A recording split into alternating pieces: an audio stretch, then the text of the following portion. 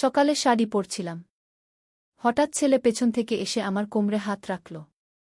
মা, আমি তোর শাড়ি পরিয়ে দিতে চাই। আমি ঘুরে তাকালাম। সে আমার পাশে দাঁড়িয়ে শাড়ির প্লিট ঠিক করতে লাগল। মা, তুমি এত সুন্দর কেন? আমি লজ্জা পেলাম। সে আমার কাঁধে শাড়ি তুলে দিতে দিতে বলল, একজন স্বামী যেমন তার স্ত্রীকে সাজায়, আমিও তেমনি তোমাকে সাজাতে চাই। আমার গলা শুকিয়ে গেল। সে আমার গলায় গয়না পরিয়ে দিয়ে বলল, মা, তুমি আমার গর্ব। আয়নায় আমাদের প্রতিবিম্ব দেখে সে বলল, দেখো আমরা কত সুন্দর জুটি। আমি কিছু বলতে পারলাম না। সে আমার পেছনে দাঁড়িয়ে আমার কাঁধে ঠোঁট ছোঁয়াল। মা, আমি চাই এভাবেই প্রতিদিন তোমাকে সাজিয়ে দিই। আমার পুরো শরীরে শিহরণ খেলে গেল। সে আমার হাতে চুড়ি পরিয়ে বলল, এই চুড়ি তোমার সৌন্দর্য বাড়িয়ে দিয়েছে। আমি প্রতিবাদ করতে গিয়েও পারলাম না। সে আমার কপালে সিঁদুর লাগিয়ে বলল, মা, এখন তুমি সত্যিকারের সৎবা। আমার চোখ জ্বলে ভরে গেল। সে আমার অশ্রু মুছে দিয়ে বলল, কাঁদিস কেন? আমি তো তোকে সুখী রাখব। আয়নায় নিজেকে দেখে আমার মনে হলো যেন আমি সত্যিই কোনো নতুন পরিচয়ে সেজেছি। সে আমার পেছনে জড়িয়ে ধরে বলল, মা, তুমি শুধু আমার মা নও, তুমি আমার সব কিছু। এই গল্পটি সম্পূর্ণ শুনলে আপনাদের পানি অটোমেটিক বের হয়ে যাবে, সো যত দ্রুত সম্ভব হাতের কাছে টিস্যু নিয়ে বসে পড়ো। বিছানার চাদর যেন নষ্ট না হয় সেটা সম্পূর্ণ খেয়াল রাখার অনুরোধ জানিয়ে গল্পটি এখন শুরু করব। তার আগের সর্বশেষ অনুরোধ, দয়া করে এমন পানি বের করার গল্প নিয়মিত শুনতে আমাদের চ্যানেলটি সকলেই সাবস্ক্রাইব করুন। ধন্যবাদ। হ্যালো বন্ধুরা, আমার নাম রুমানা খান। আমার বয়স 40 বছর। আমার স্বামীর নাম সাবির খান, বয়স 43 বছর। আমাদের 2 সন্তান, রাহুল আর তনবি। রাহুল 21 বছর বয়সী, ভার্সিটিতে পড়ে। তনবি 14 বছর বয়সী, হাই স্কুলে যায়। আমার এই গল্পটা শুরু হয়েছিল গত সপ্তাহে। সেদিন ভোরে ঘুম ভেঙে গেল একটা অদ্ভুত শব্দে। আমাদের পুরনো বাড়িতে মাঝে মাঝে এমন শব্দ হতো, তাই খুব একটা চিন্তা করিনি। কিন্তু রাহুল এসে বলল, মা, তুমি কি জানো আমাদের বাড়ির নিচে একটা গুপ্ত কক্ষ আছে? আমি অবাক হয়ে বললাম, কি বলছিস তুই? এ বাড়িতে তো আমরা 15 বছর ধরে থাকছি। রাহুল বলল, মা, আমি গতকাল রাতে একটা পুরনো মানচিত্র পেয়েছি। সেখানে আমাদের বাড়ির নকশা আছে। আর সেই নকশায় দেখা যাচ্ছে যে আমাদের বসার ঘরের নিচে একটা লুকানো ঘর আছে। এটা শুনে আমার গা শিউরে উঠল। এত বছর এই বাড়িতে থেকেও আমরা জানতাম না এমন কিছু আছে। রাহুল আমার হাত ধরে বলল, মা, চলো আমরা খুঁজে দেখি। হয়তো কোনো রহস্য আছে। আমি বললাম, না রাহুল, এসব নিয়ে ঘাটাঘাটি করা ঠিক নয়। কিন্তু রাহুল আমার হাত আরও শক্ত করে ধরে বলল, মা, তুমি কি ভয় পাচ্ছ? আমি তো আছি তোমার সাথে। আমরা একসাথে এই রহস্যের সমাধান করব। তার কথায় আমার মনে একটা অন্যরকম অনুভূতি হল। রাহুল আমার কাছে এসে বলল, মা, তুমি জানো আমি তোমাকে কতটা ভালোবাসি। তুমি আমার সবচেয়ে প্রিয় মানুষ।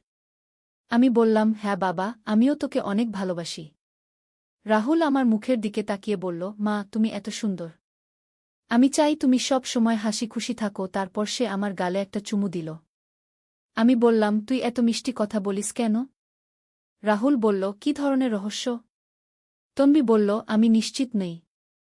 কিন্তু আমার মনে হচ্ছে আমাদের সেই গুপ্ত কক্ষে আরও কিছু আছে যেটা আমরা খুঁজে পাইনি। পরের দিন আমরা আবার সেই গুপ্ত কক্ষে গেলাম। এবার তন্বীও আমাদের সাথে ছিল। আমরা আরও ভালো করে খুঁজতে লাগলাম। তন্বী একটা পুরনো বইয়ের পাতা উল্টাতে উল্টাতে বলল, মা, এই বইটা দেখো। বইটা ছিল আমাদের বাড়ির ইতিহাস নিয়ে। সেখানে লেখা ছিল এই বাড়িতে একসময় একজন বিখ্যাত লেখক থাকতেন। রাহুল বলল, লেখকের নাম কি? তন্বী বলল, রবীন্দ্রনাথ সরকার। আমি বললাম, এই নামটা আমার পরিচিত লাগছে। তন্বী বইটা আরও পড়ে বলল, এখানে লেখা আছে তিনি অনেক মূল্যবান পাণ্ডুলিপি এই বাড়িতে লুকিয়ে রেখেছিলেন। রাহুল উত্তেজিত হয়ে বলল, পাণ্ডুলিপি? সেগুলো কোথায় থাকতে পারে? তন্বী বলল, বইতে একটা ক্লু আছে। জ্ঞানের আলো যেখানে জ্বলে সেখানেই লুকিয়ে আছে ভবিষ্যতের পথকু। আমি বললাম, জ্ঞানের আলো মানে লাইব্রেরি? রাহুল বলল, আমাদের বাড়িতে তো লাইব্রেরি নেই। তন্বী বলল, না, কিন্তু সাবির আঙ্কেলের পড়ার ঘর আছে। সেখানে অনেক বই। আমরা সাবিরের স্টাডি রুমে গেলাম। সেখানে একটা বড় বুক শেলফ ছিল। আমরা বইগুলোর পেছনে খুঁজতে লাগলাম। রাহুল একটা পুরনো বইয়ের পেছনে একটা খাম পেল। খামটা খুলে দেখি সেখানে একটা চিঠি আর একটা ছোট চাবি। তন্বী চিঠিটা পড়ে বলল, এটা রবীন্দ্রনাথ সরকারের লেখা। তিনি লিখেছেন তার সবচেয়ে গুরুত্বপূর্ণ রচনা তিনি একটা বিশেষ জায়গায় লুকিয়ে রেখেছেন। আমি বললাম, চাবিটা কিসের? রাহুল চাবিটা দেখে বলল, এটা কোনো তালার চাবি। আমরা পুরো বাড়ি খুঁজে দেখলাম এই চাবি দিয়ে কোনো তালা খোলা যায়। অবশেষে আমাদের বেসমেন্টে একটা পুরনো আলমিরা পেলাম যেটার তালা এই চাবি দিয়ে খোলা গেল। আলমিরা খুলে দেখি সেখানে অনেক পুরনো পাণ্ডুলিপি রাখা। এগুলো দেখে বোঝা যাচ্ছে অনেক দামি। তন্বী বলল, ওয়াও, এগুলো তো অমূল্য। রাহুল একটা পাণ্ডুলিপি তুলে নিয়ে বলল, এটা তো একটা অপ্রকাশিত উপন্যাস। আমি বললাম, এগুলোর দাম কত হতে পারে? তন্বী বলল, কোটি কোটি টাকা। আমরা অভিভূত হয়ে গেলাম। প্রথমে নীলকান্তমণির হার, এখন এই অমূল্য পাণ্ডুলিপিগুলো।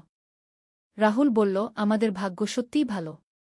কিন্তু হঠাৎ আমি একটা পাণ্ডুলিপিতে আমার নিজের নাম দেখতে পেলাম। আমি অবাক হয়ে বললাম, এটা কি? পাণ্ডুলিপিতে লেখা ছিল, রুমানা, যদি তুমি এই চিঠি পড়ো তাহলে বুঝতে হবে সময় এসেছে সত্য জানার গু। রাহুল আর তন্বী অবাক হয়ে আমার দিকে তাকাল। তন্বী বলল, মা, এটা কিভাবে সম্ভব? আমি পাণ্ডুলিপিটা আরও পড়লাম। সেখানে লেখা ছিল, রুমানা, তুমি রবীন্দ্রনাথ সরকারের নাতনি। তোমার দাদু তোমার জন্য এই সম্পদ রেখে গেছেন গু। আমার হাত কাঁপতে লাগল। আমি বললাম, এটা কি করে হতে পারে? আমার বাবা তো আমাকে বলেননি। রাহুল বলল, মা, হয়তো বাবা জানতেন না। পাণ্ডুলিপিতে আরও লেখা ছিল, রুমানার বাবা সৈয়দ আহমেদ আসলে আমার দত্তক নেওয়া ছেলে। তার আসল পরিচয় তিনি জানতেন না গি। আমি স্তব্ধ হয়ে গেলাম। এর মানে আমার পুরো পরিচয়টাই ভুল। তন্বী বলল, মা, তুমি ঠিক আছো? আমি বললাম, আমি কিছু বুঝতে পারছি না। রাহুল আমার পাশে এসে বলল, মা, তুমি চিন্তা করো না। যাই হোক না কেন, তুমি আমাদের মা। পাণ্ডুলিপিতে আরও লেখা ছিল যে রবীন্দ্রনাথ সরকার তার সম্পদের উত্তরাধিকার শুধুমাত্র তার বংশধরদের জন্য রেখে গেছেন।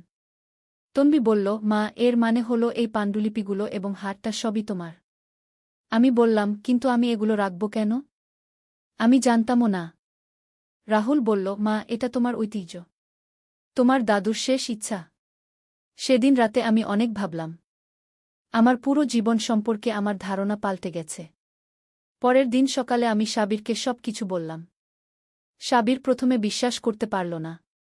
সাবির বলল, এটা কি করে সম্ভব? তোমার বাবা তো কখনো বলেননি। আমি বললাম, উনি হয়তো জানতেনই না।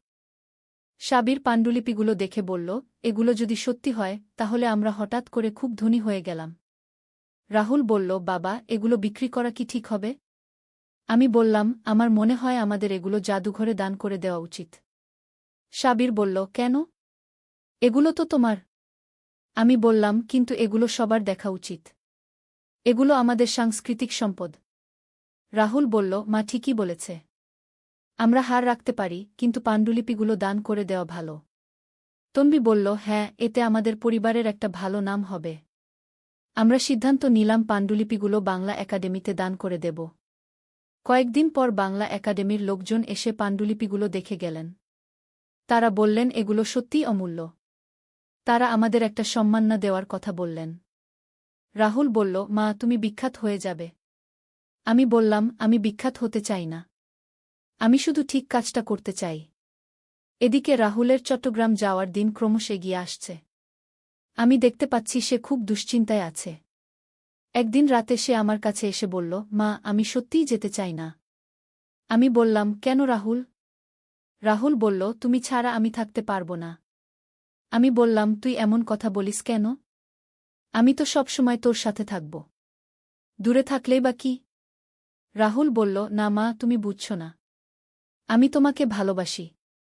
আমি বুঝতে পারলাম রাহুল আবার সেই কথা বলতে যাচ্ছে। আমি তাকে থামিয়ে দিয়ে বললাম, রাহুল, তুই চট্টগ্রাম যা। নতুন পরিবেশ তোকে ভালো করবে।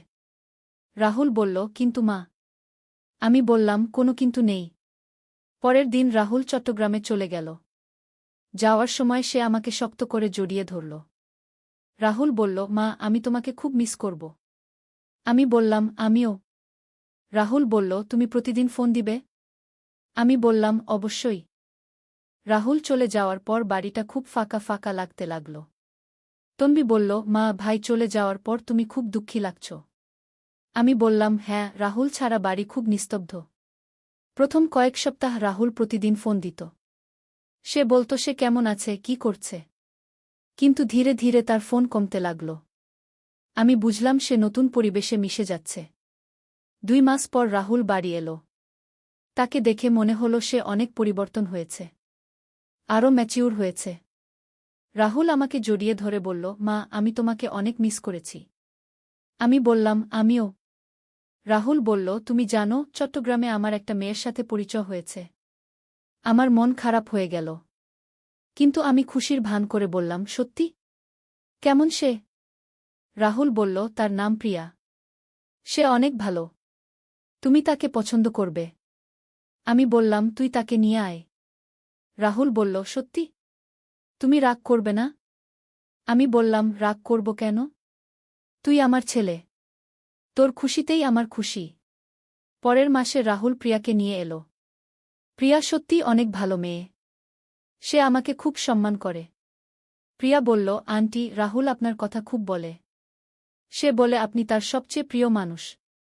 আমি বললাম, রাহুল আমার খুব ভালো ছেলে। রাহুল আমার কাছে এসে বলল, মা, তুমি প্রিয়াকে কেমন পেলে? আমি বললাম, খুব ভালো। সে তোর জন্য পারফেক্ট। রাহুল খুশি হয়ে বলল, আমি জানতাম তুমি তাকে পছন্দ করবে। কয়েক মাস পর রাহুল আর প্রিয়ার বিয়ে হল। বিয়েতে অনেক আনন্দ হল। বিয়ের দিন রাহুল আমার কাছে এসে বলল, মা, আমি তোমাকে ধন্যবাদ দিতে চাই। আমি বললাম, কিসের জন্য? রাহুল বলল, তুমি আমাকে চট্টগ্রাম যেতে বলেছিলে। সেখানে গিয়ে আমি প্রিয়াকে পেয়েছি। আর সবচেয়ে বড় কথা, আমি বুঝতে পেরেছি যে তুমি আমার মা। আমি বুঝতে পারলাম রাহুল এখন ম্যাচিউর হয়েছে। সে এখন তার অনুভূতিগুলো সঠিকভাবে বুঝতে পারছে। রাহুল বলল, মা, আমি আগে যা বলেছিলাম সেগুলো ছিল আমার কনফিউশন। আমি তোমাকে অনেক ভালোবাসি, কিন্তু সেটা একজন ছেলের মায়ের প্রতি ভালোবাসা। আমার চোখে জল এসে গেল। আমি বললাম, আমি জানি বাবা। রাহুল বলল, তুমি আমার সবচেয়ে ভালো মা। আমি তাকে জড়িয়ে ধরে বললাম, তুইও আমার সবচেয়ে ভালো ছেলে। প্রিয়া এসে বলল, আন্টি, আপনি কাঁদছেন কেন? আমি বললাম, খুশির কান্না। এখন আমাদের পরিবারে একটা নতুন সদস্য এসেছে। প্রিয়া আমাকে মা বলে ডাকে। আর নীলকান্তমণির হারটা আমি প্রিয়াকে দিয়ে দিয়েছি। আমি বলেছি এটা আমাদের পারিবারিক ঐতিহ্য। তন্বী এখন 16 বছর। সেও এখন বুঝতে পারে পরিবারের গুরুত্ব। আর আমি এখন একজন সন্তুষ্ট মা। আমার 2 সন্তান আমাকে ভালোবাসে। আমার একটা বোমাও হয়েছে যে আমাকে সত্যিকারের মা বলে মনে করে। রাহুল এখন মাঝে মাঝে ঢাকায় আসে। এলে আমাদের সবাইকে নিয়ে বেড়াতে যায়। গত মাসে সে বলল, মা, আমরা সবাই মিলে কক্সবাজার যাব। আমি বললাম, সবাই মিলে? রাহুল বলল, হ্যাঁ, তুমি, বাবা, তন্বী, প্রিয়া আর আমি। আমি বললাম, সেটা দারুণ হবে। সেই ট্রিপে আমরা অনেক আনন্দ করেছিলাম। রাহুল প্রিয়াকে সেই জায়গাগুলো দেখিয়েছিল যেখানে আমরা আগে গিয়েছিলাম। প্রিয়া বলল, রাহুল, তুমি আর আন্টি এখানে এসেছিলে? রাহুল বলল, হ্যাঁ, আমাদের দুজনের একটা স্পেশাল মেমোরি আছে এই জায়গার সাথে। আমি মনে মনে হাসলাম। রাহুল এখন সব কিছু স্বাভাবিকভাবে নিতে পারে।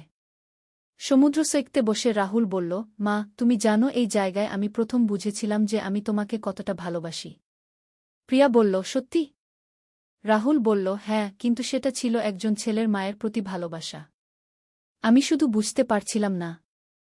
আমি বললাম, এখন বুঝছিস? রাহুল বলল, অবশ্যই। তুমি আমার মা। আর প্রিয়া আমার স্ত্রী। দুটো আলাদা ভালোবাসা। প্রিয়া আমার হাত ধরে বলল, আন্টি, আমি ভাগ্যবান যে আমার শাশুড়ি আপনার মতো। আমি বললাম, আমিও ভাগ্যবান যে আমার বোমা তোমার মতো। এভাবে আমাদের গল্প একটা সুন্দর পরিণতি পেয়েছে। যেটা শুরু হয়েছিল একটা গুপ্ত কক্ষ খুঁজে বের করার মাধ্যমে, সেটা শেষ হয়েছে আমাদের পরিবারের মধ্যে আরও গভীর বন্ধন তৈরি হওয়ার মাধ্যমে। আমরা শিখেছি যে পারিবারিক ভালোবাসা অনেক রকম হতে পারে। কিন্তু সবচেয়ে গুরুত্বপূর্ণ হল সেই ভালোবাসাকে সঠিক জায়গায় রাখা। রাহুল এখন একজন পরিণত মানুষ। সে তার অনুভূতিগুলো বুঝতে পারে এবং সঠিক জায়গায় প্রকাশ করতে পারে। আর আমি এখন একজন গর্বিত মা, যার ছেলে তার মায়ের প্রতি সত্যিকারের ভালোবাসা দেখাতে পারে। তন্বী এখন একজন কিশোরী।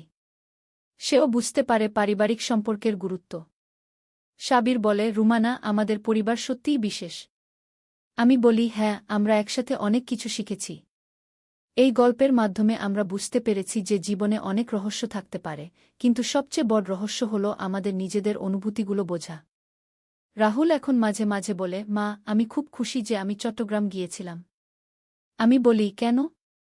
রাহুল বলে, কারণ সেখানে গিয়ে আমি নিজেকে খুঁজে পেয়েছি।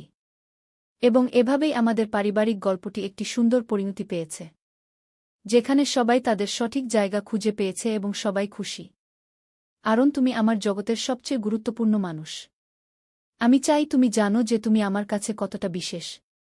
এরপর রাহুল আমার হাত ধরে বলল, মা, চলো আমরা সেই গুপ্ত কক্ষটা খুঁজি। আমার মনে হচ্ছে সেখানে কোনো পুরনো গল্প লুকিয়ে আছে। আমি বললাম, ঠিক আছে, কিন্তু সাবধানে। আমরা বসার ঘরের কার্পেটটা সরিয়ে ফেললাম। রাহুল ম্যাপ দেখে দেখে মেঝেতে টোকা দিতে লাগল। হঠাৎ একটা জায়গায় অন্যরকম শব্দ হল। রাহুল উত্তেজিত হয়ে বলল, মা, এইখানে। এইখানেই সেই গুপ্ত দরজা।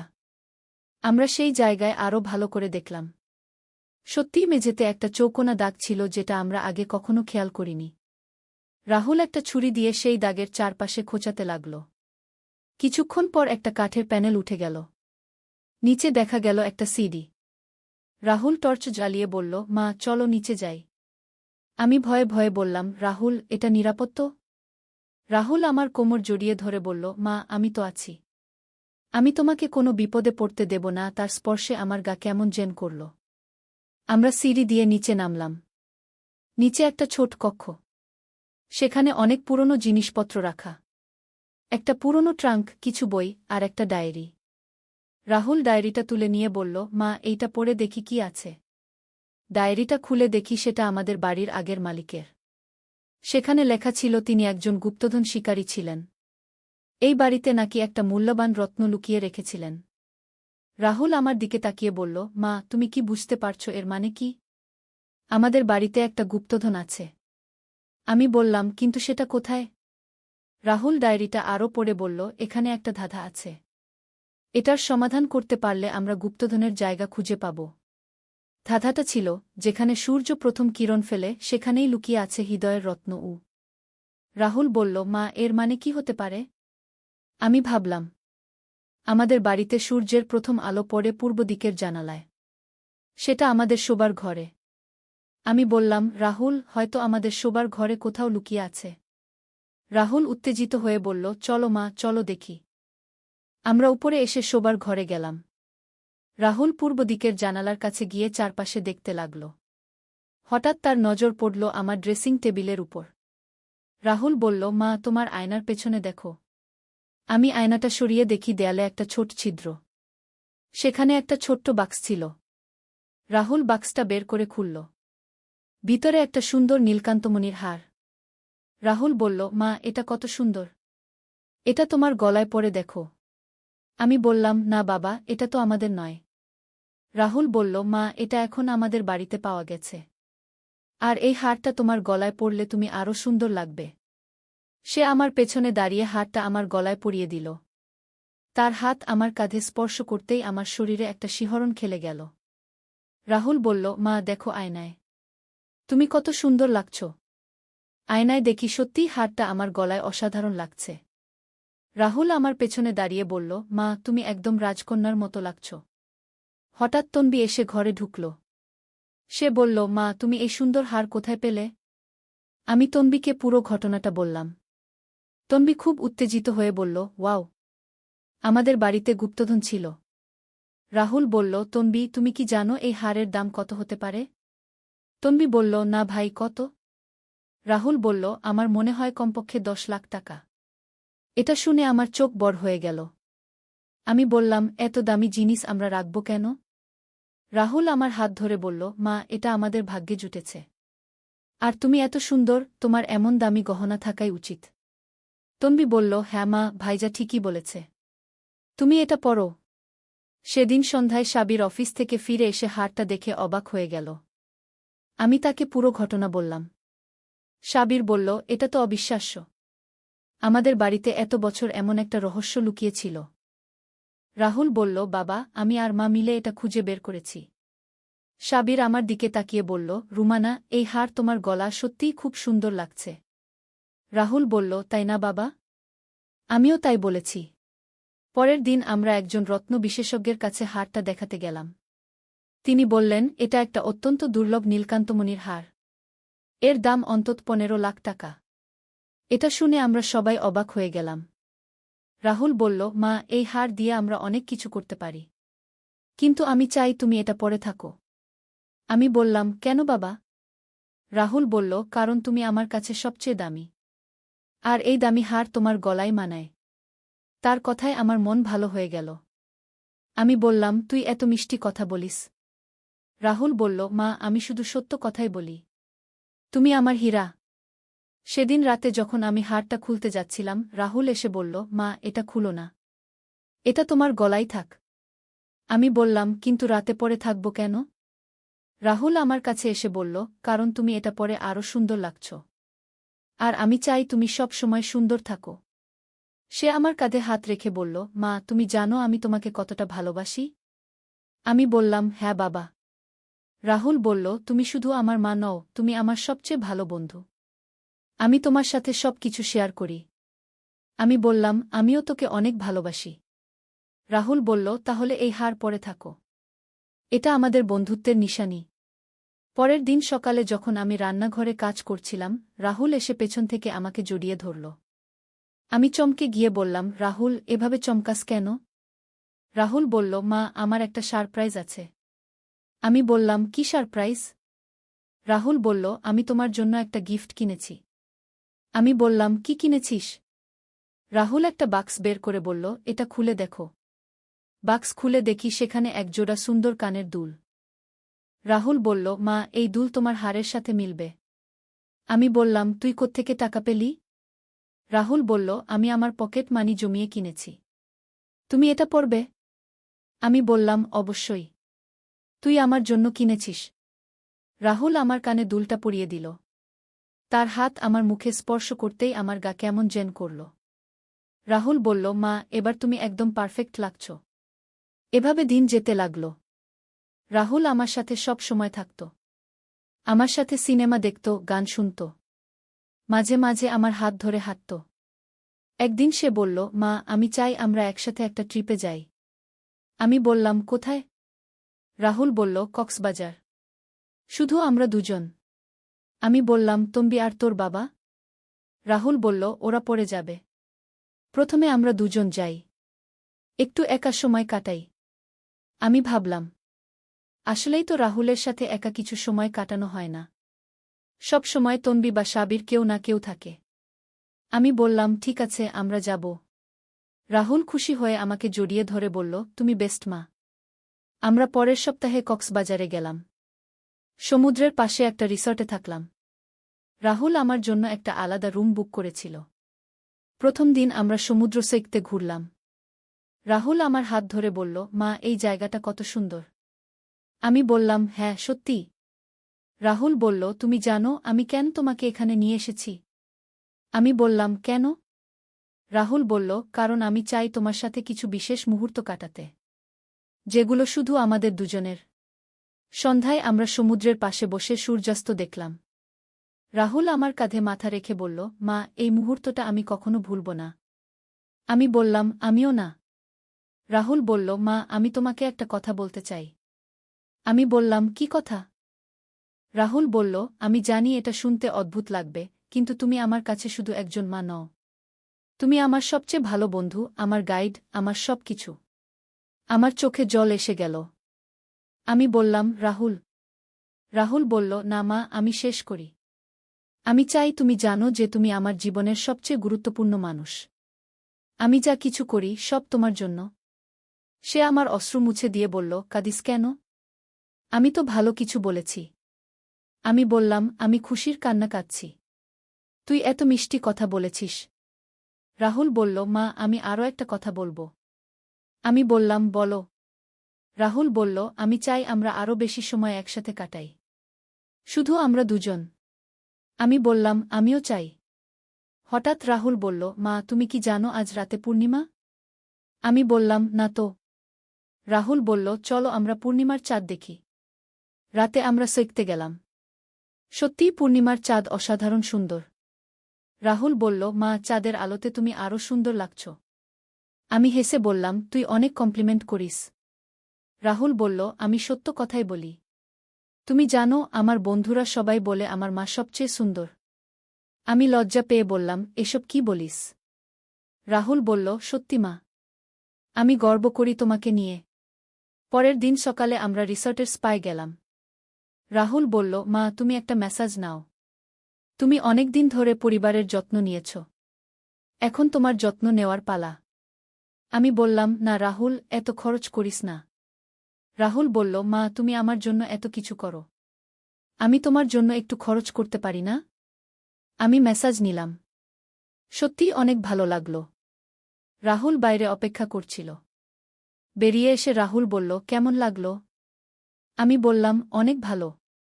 রাহুল বলল, তুমি এখন আরও ফ্রেশ লাগছ। দুপুরে আমরা রিসর্টের রেস্তোরাঁও খেতে বসলাম।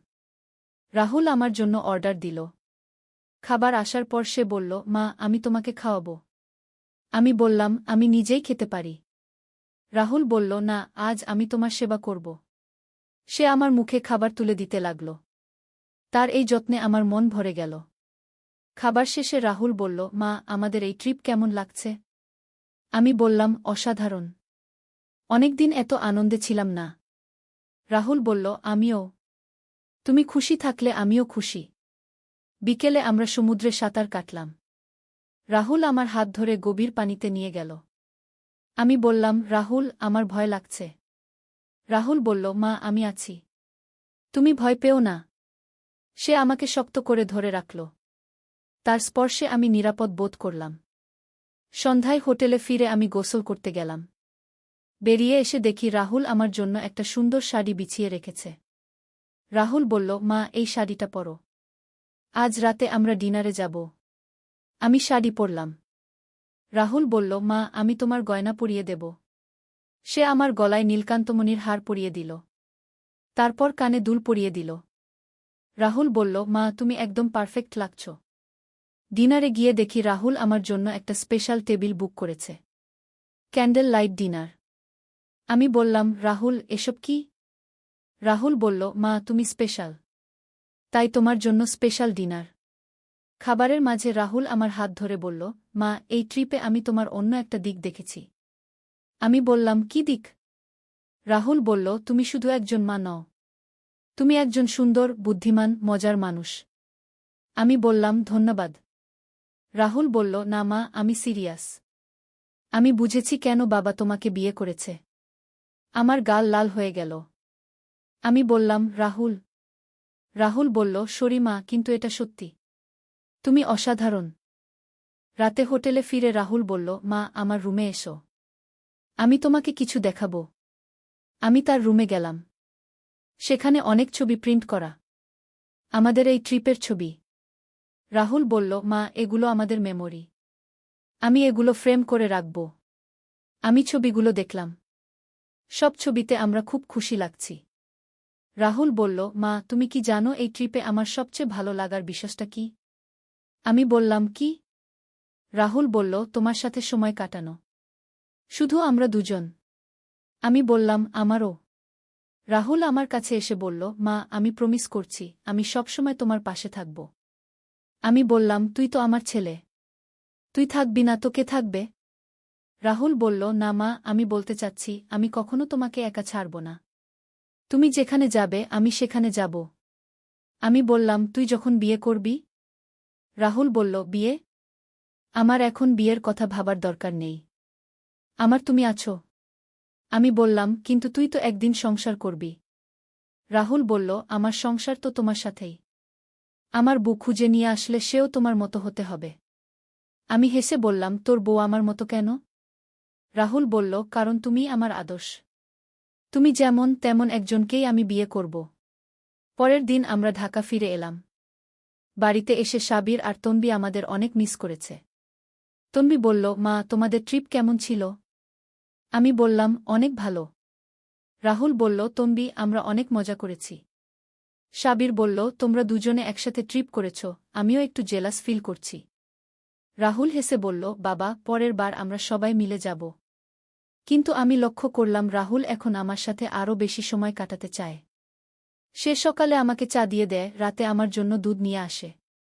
একদিন সে বলল, মা আমি তোমার জন্য একটা সারপ্রাইজ করেছি। আমি বললাম, কি সারপ্রাইজ?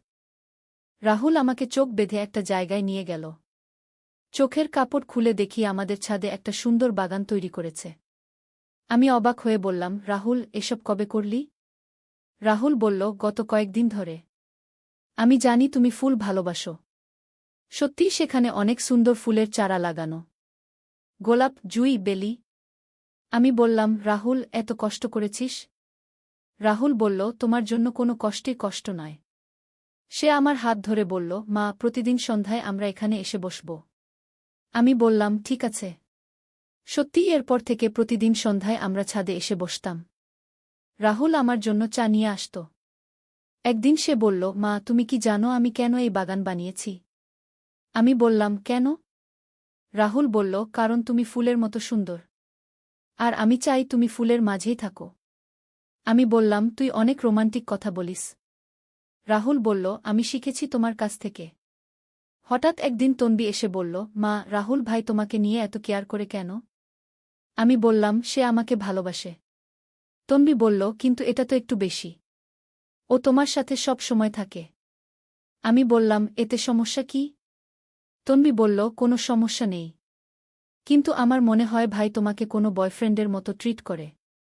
এটা শুনে আমার গা কেমন যেন করল। আমি বললাম, তন্বী, এসব কি বলিস? তন্বী বলল, সরি মা, কিন্তু আমার তো তাই মনে হয়। সেদিন রাতে আমি অনেক ভাবলাম, তন্বীর কথা কি ঠিক? রাহুল কি সত্যিই আমার সাথে একটু বেশি ক্লোজ হয়ে যাচ্ছে? পরের দিন সকালে রাহুল আমার কাছে এলো। আমি তার দিকে একটু অন্যভাবে তাকালাম। রাহুল বলল, মা, তুমি আজ একটু অন্যরকম লাগছ। কোনো সমস্যা?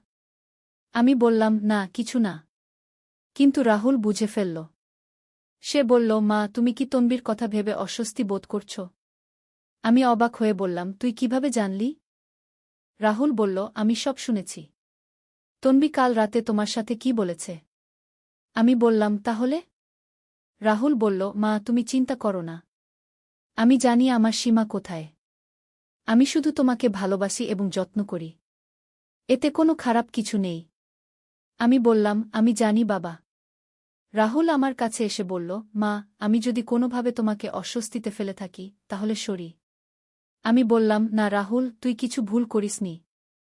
রাহুল বলল, তাহলে আমরা আগের মতোই থাকব? আমি বললাম, হ্যাঁ। এরপর আমার মনে হলো আমি হয়তো অনেক কিছু ওভার থিঙ্ক করছি। রাহুল একটা ভালো ছেলে। সে শুধু আমাকে ভালোবাসে। কয়েকদিন পর রাহুল আবার আমার কাছে এলো। সে বলল, মা, আমার একটা গুরুত্বপূর্ণ কথা আছে। আমি বললাম, কি কথা? রাহুল বলল, আমি একটা জব পেয়েছি। আমি খুশি হয়ে বললাম, সত্যি? কোথায়? রাহুল বলল, চট্টগ্রামে। একটা বড় কোম্পানিতে। আমার মন খারাপ হয়ে গেল। আমি বললাম, চট্টগ্রাম? তাহলে তুই চলে যাবি? রাহুল বলল, সেটাই সমস্যা। আমি যেতে চাই না। আমি বললাম, কেন? এটা তো তোর ক্যারিয়ারের জন্য ভালো। রাহুল বলল, কিন্তু আমি তোমাকে ছেড়ে যেতে পারব না। আমি বললাম, রাহুল, তুই পাগল? ক্যারিয়ার সবচেয়ে গুরুত্বপূর্ণ। রাহুল বলল, আমার কাছে তুমি সবচেয়ে গুরুত্বপূর্ণ। আমি বললাম, না, তুই জবটা নিবি। রাহুল বলল, কিন্তু মা। আমি বললাম, কোনো কিন্তু নেই। তুই যাবি। রাহুল বলল, ঠিক আছে, কিন্তু একটা শর্ত আছে। আমি বললাম, কি শর্ত? রাহুল বলল, তুমি আমার সাথে চলে আসবে। আমি বললাম, কি বলছিস? আমি কেন চলে যাব? রাহুল বলল, কারণ আমি তোমাকে ছাড়া থাকতে পারব না। আমি বললাম, কিন্তু তন্বী? তোর বাবা? রাহুল বলল, ওরাও পরে চলে আসতে পারে। আমি বললাম, না রাহুল, এটা সম্ভব নয়। রাহুল বলল, তাহলে আমি জবটা নেব না। আমি বললাম, তুই এমন জেদ করছিস কেন? রাহুল আমার হাত ধরে বলল, মা, আমি জানি এটা অদ্ভুত শোনাচ্ছে। কিন্তু আমি সত্যিই তোমাকে ছাড়া থাকতে পারব না। আমি অবাক হয়ে তার দিকে তাকালাম। তার চোখে আমি একটা অন্যরকম ভাব দেখলাম। রাহুল বলল, মা, আমি তোমাকে যেভাবে ভালোবাসি সেটা হয়তো একটু অন্যরকম। আমার হৃৎপিণ্ড জোরে জোরে কাঁপতে লাগল। আমি বললাম, রাহুল, তুই কি বলতে চাইছিস? রাহুল বলল, আমি বলতে চাইছি যে তুমি আমার কাছে শুধু একজন মা নও। তুমি আমার। হঠাৎ সাবির এসে ঘরে ঢুকল। সে বলল, কি হচ্ছে এখানে? রাহুল তাড়াতাড়ি বলল, কিছু না বাবা। আমি মাকে জবের কথা বলছিলাম। সাবির বলল, জব? কোন জব?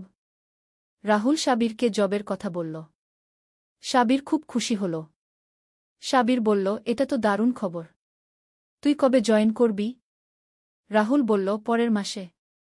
সাবির বলল, আমরা তোর জন্য একটা পার্টি করব। সেদিন রাতে রাহুলের জন্য একটা ছোট্ট পার্টি হল। কিন্তু আমি বুঝতে পারছিলাম রাহুল খুশি নয়। পার্টির পর রাহুল আমার কাছে এসে বলল, মা, আমি তোমার সাথে কথা বলতে চাই। আমি বললাম, বলো। রাহুল বলল, আমি যা বলতে চাচ্ছিলাম। আমি তাকে থামিয়ে দিয়ে বললাম, রাহুল, তুই চট্টগ্রাম যা। নতুন জায়গায় নতুন মানুষের সাথে মিশবি। হয়তো কোনো মেয়ের সাথে পরিচয় হবে। রাহুল বলল, আমি কোনো মেয়ে চাই না। আমি বললাম, এখন চাস না, কিন্তু পরে চাইবি। রাহুল বলল, না মা, আমি চাইব না। আমি বললাম, কেন? রাহুল বলল, কারণ আমি ইতিমধ্যে কাউকে ভালোবাসি। আমার বুক ধক করে উঠল। আমি বললাম, কাকে?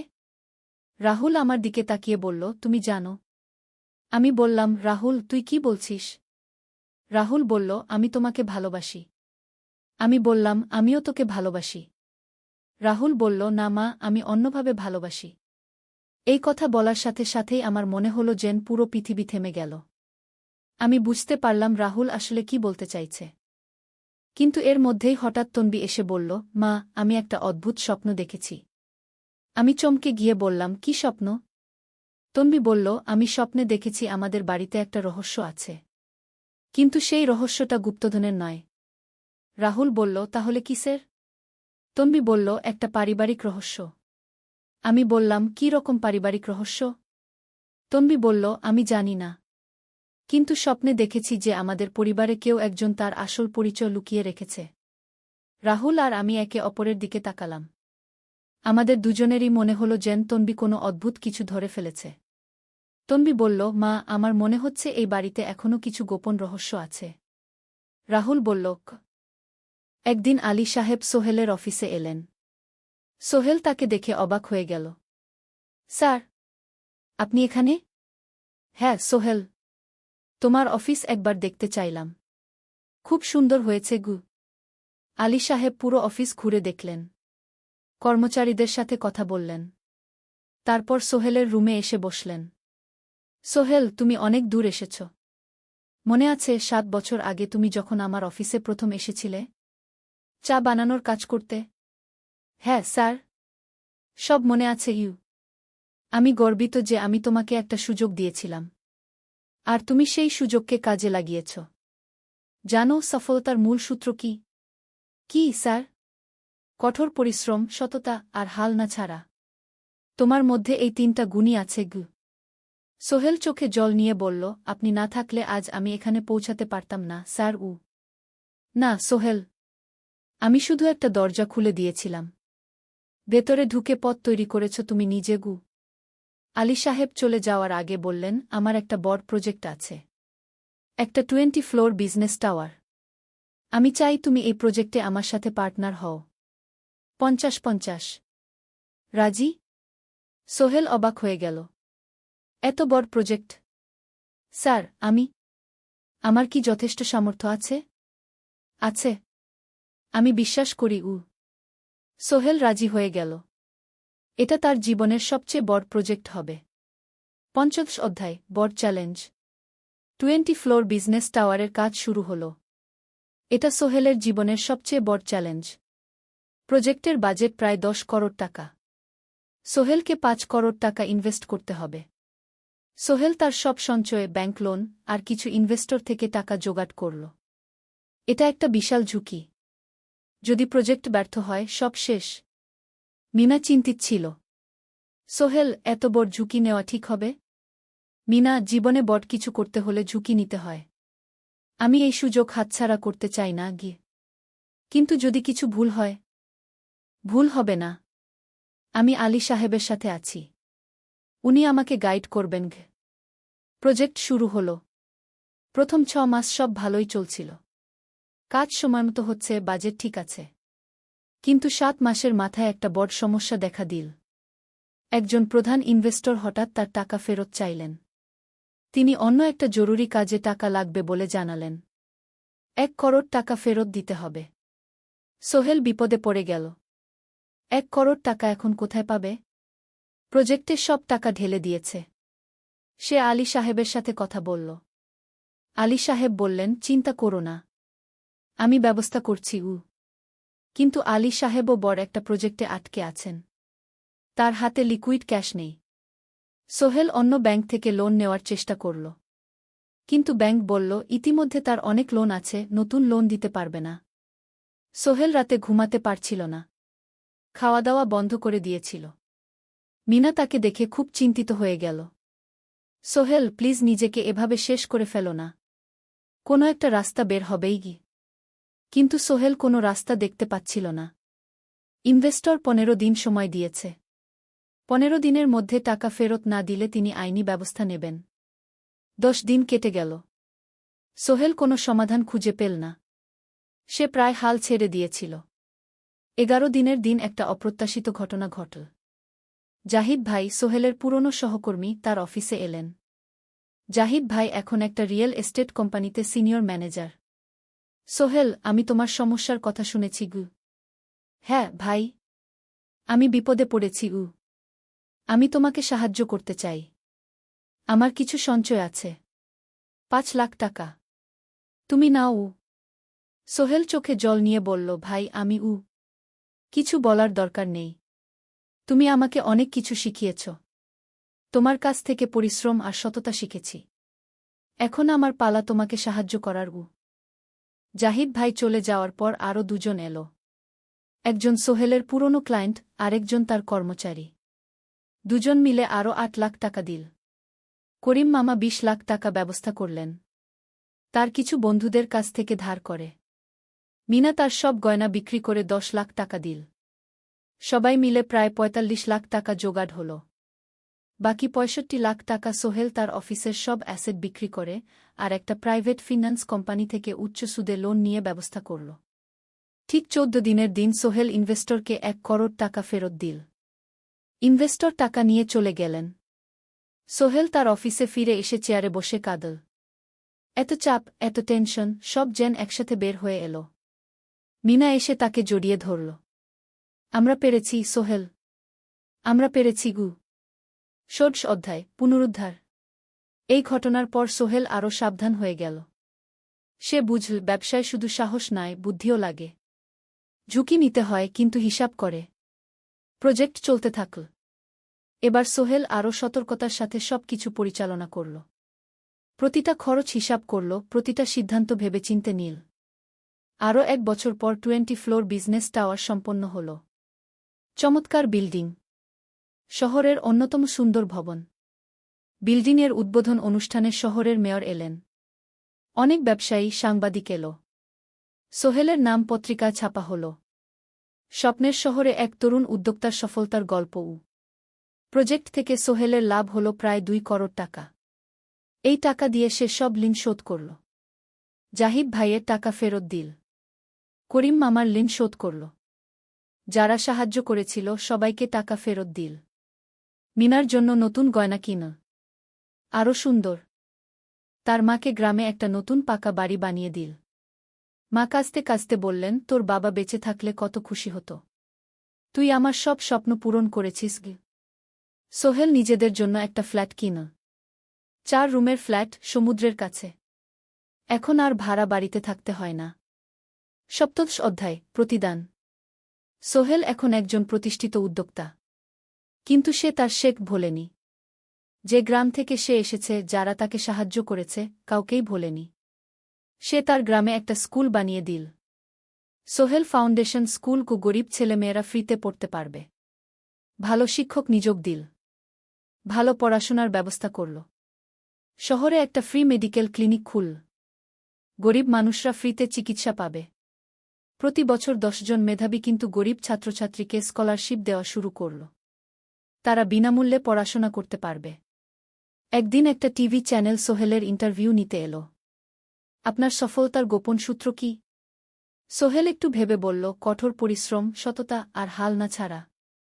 এই 3টা জিনিস যদি কারো মধ্যে থাকে, সে যে কোনো কিছু অর্জন করতে পারে।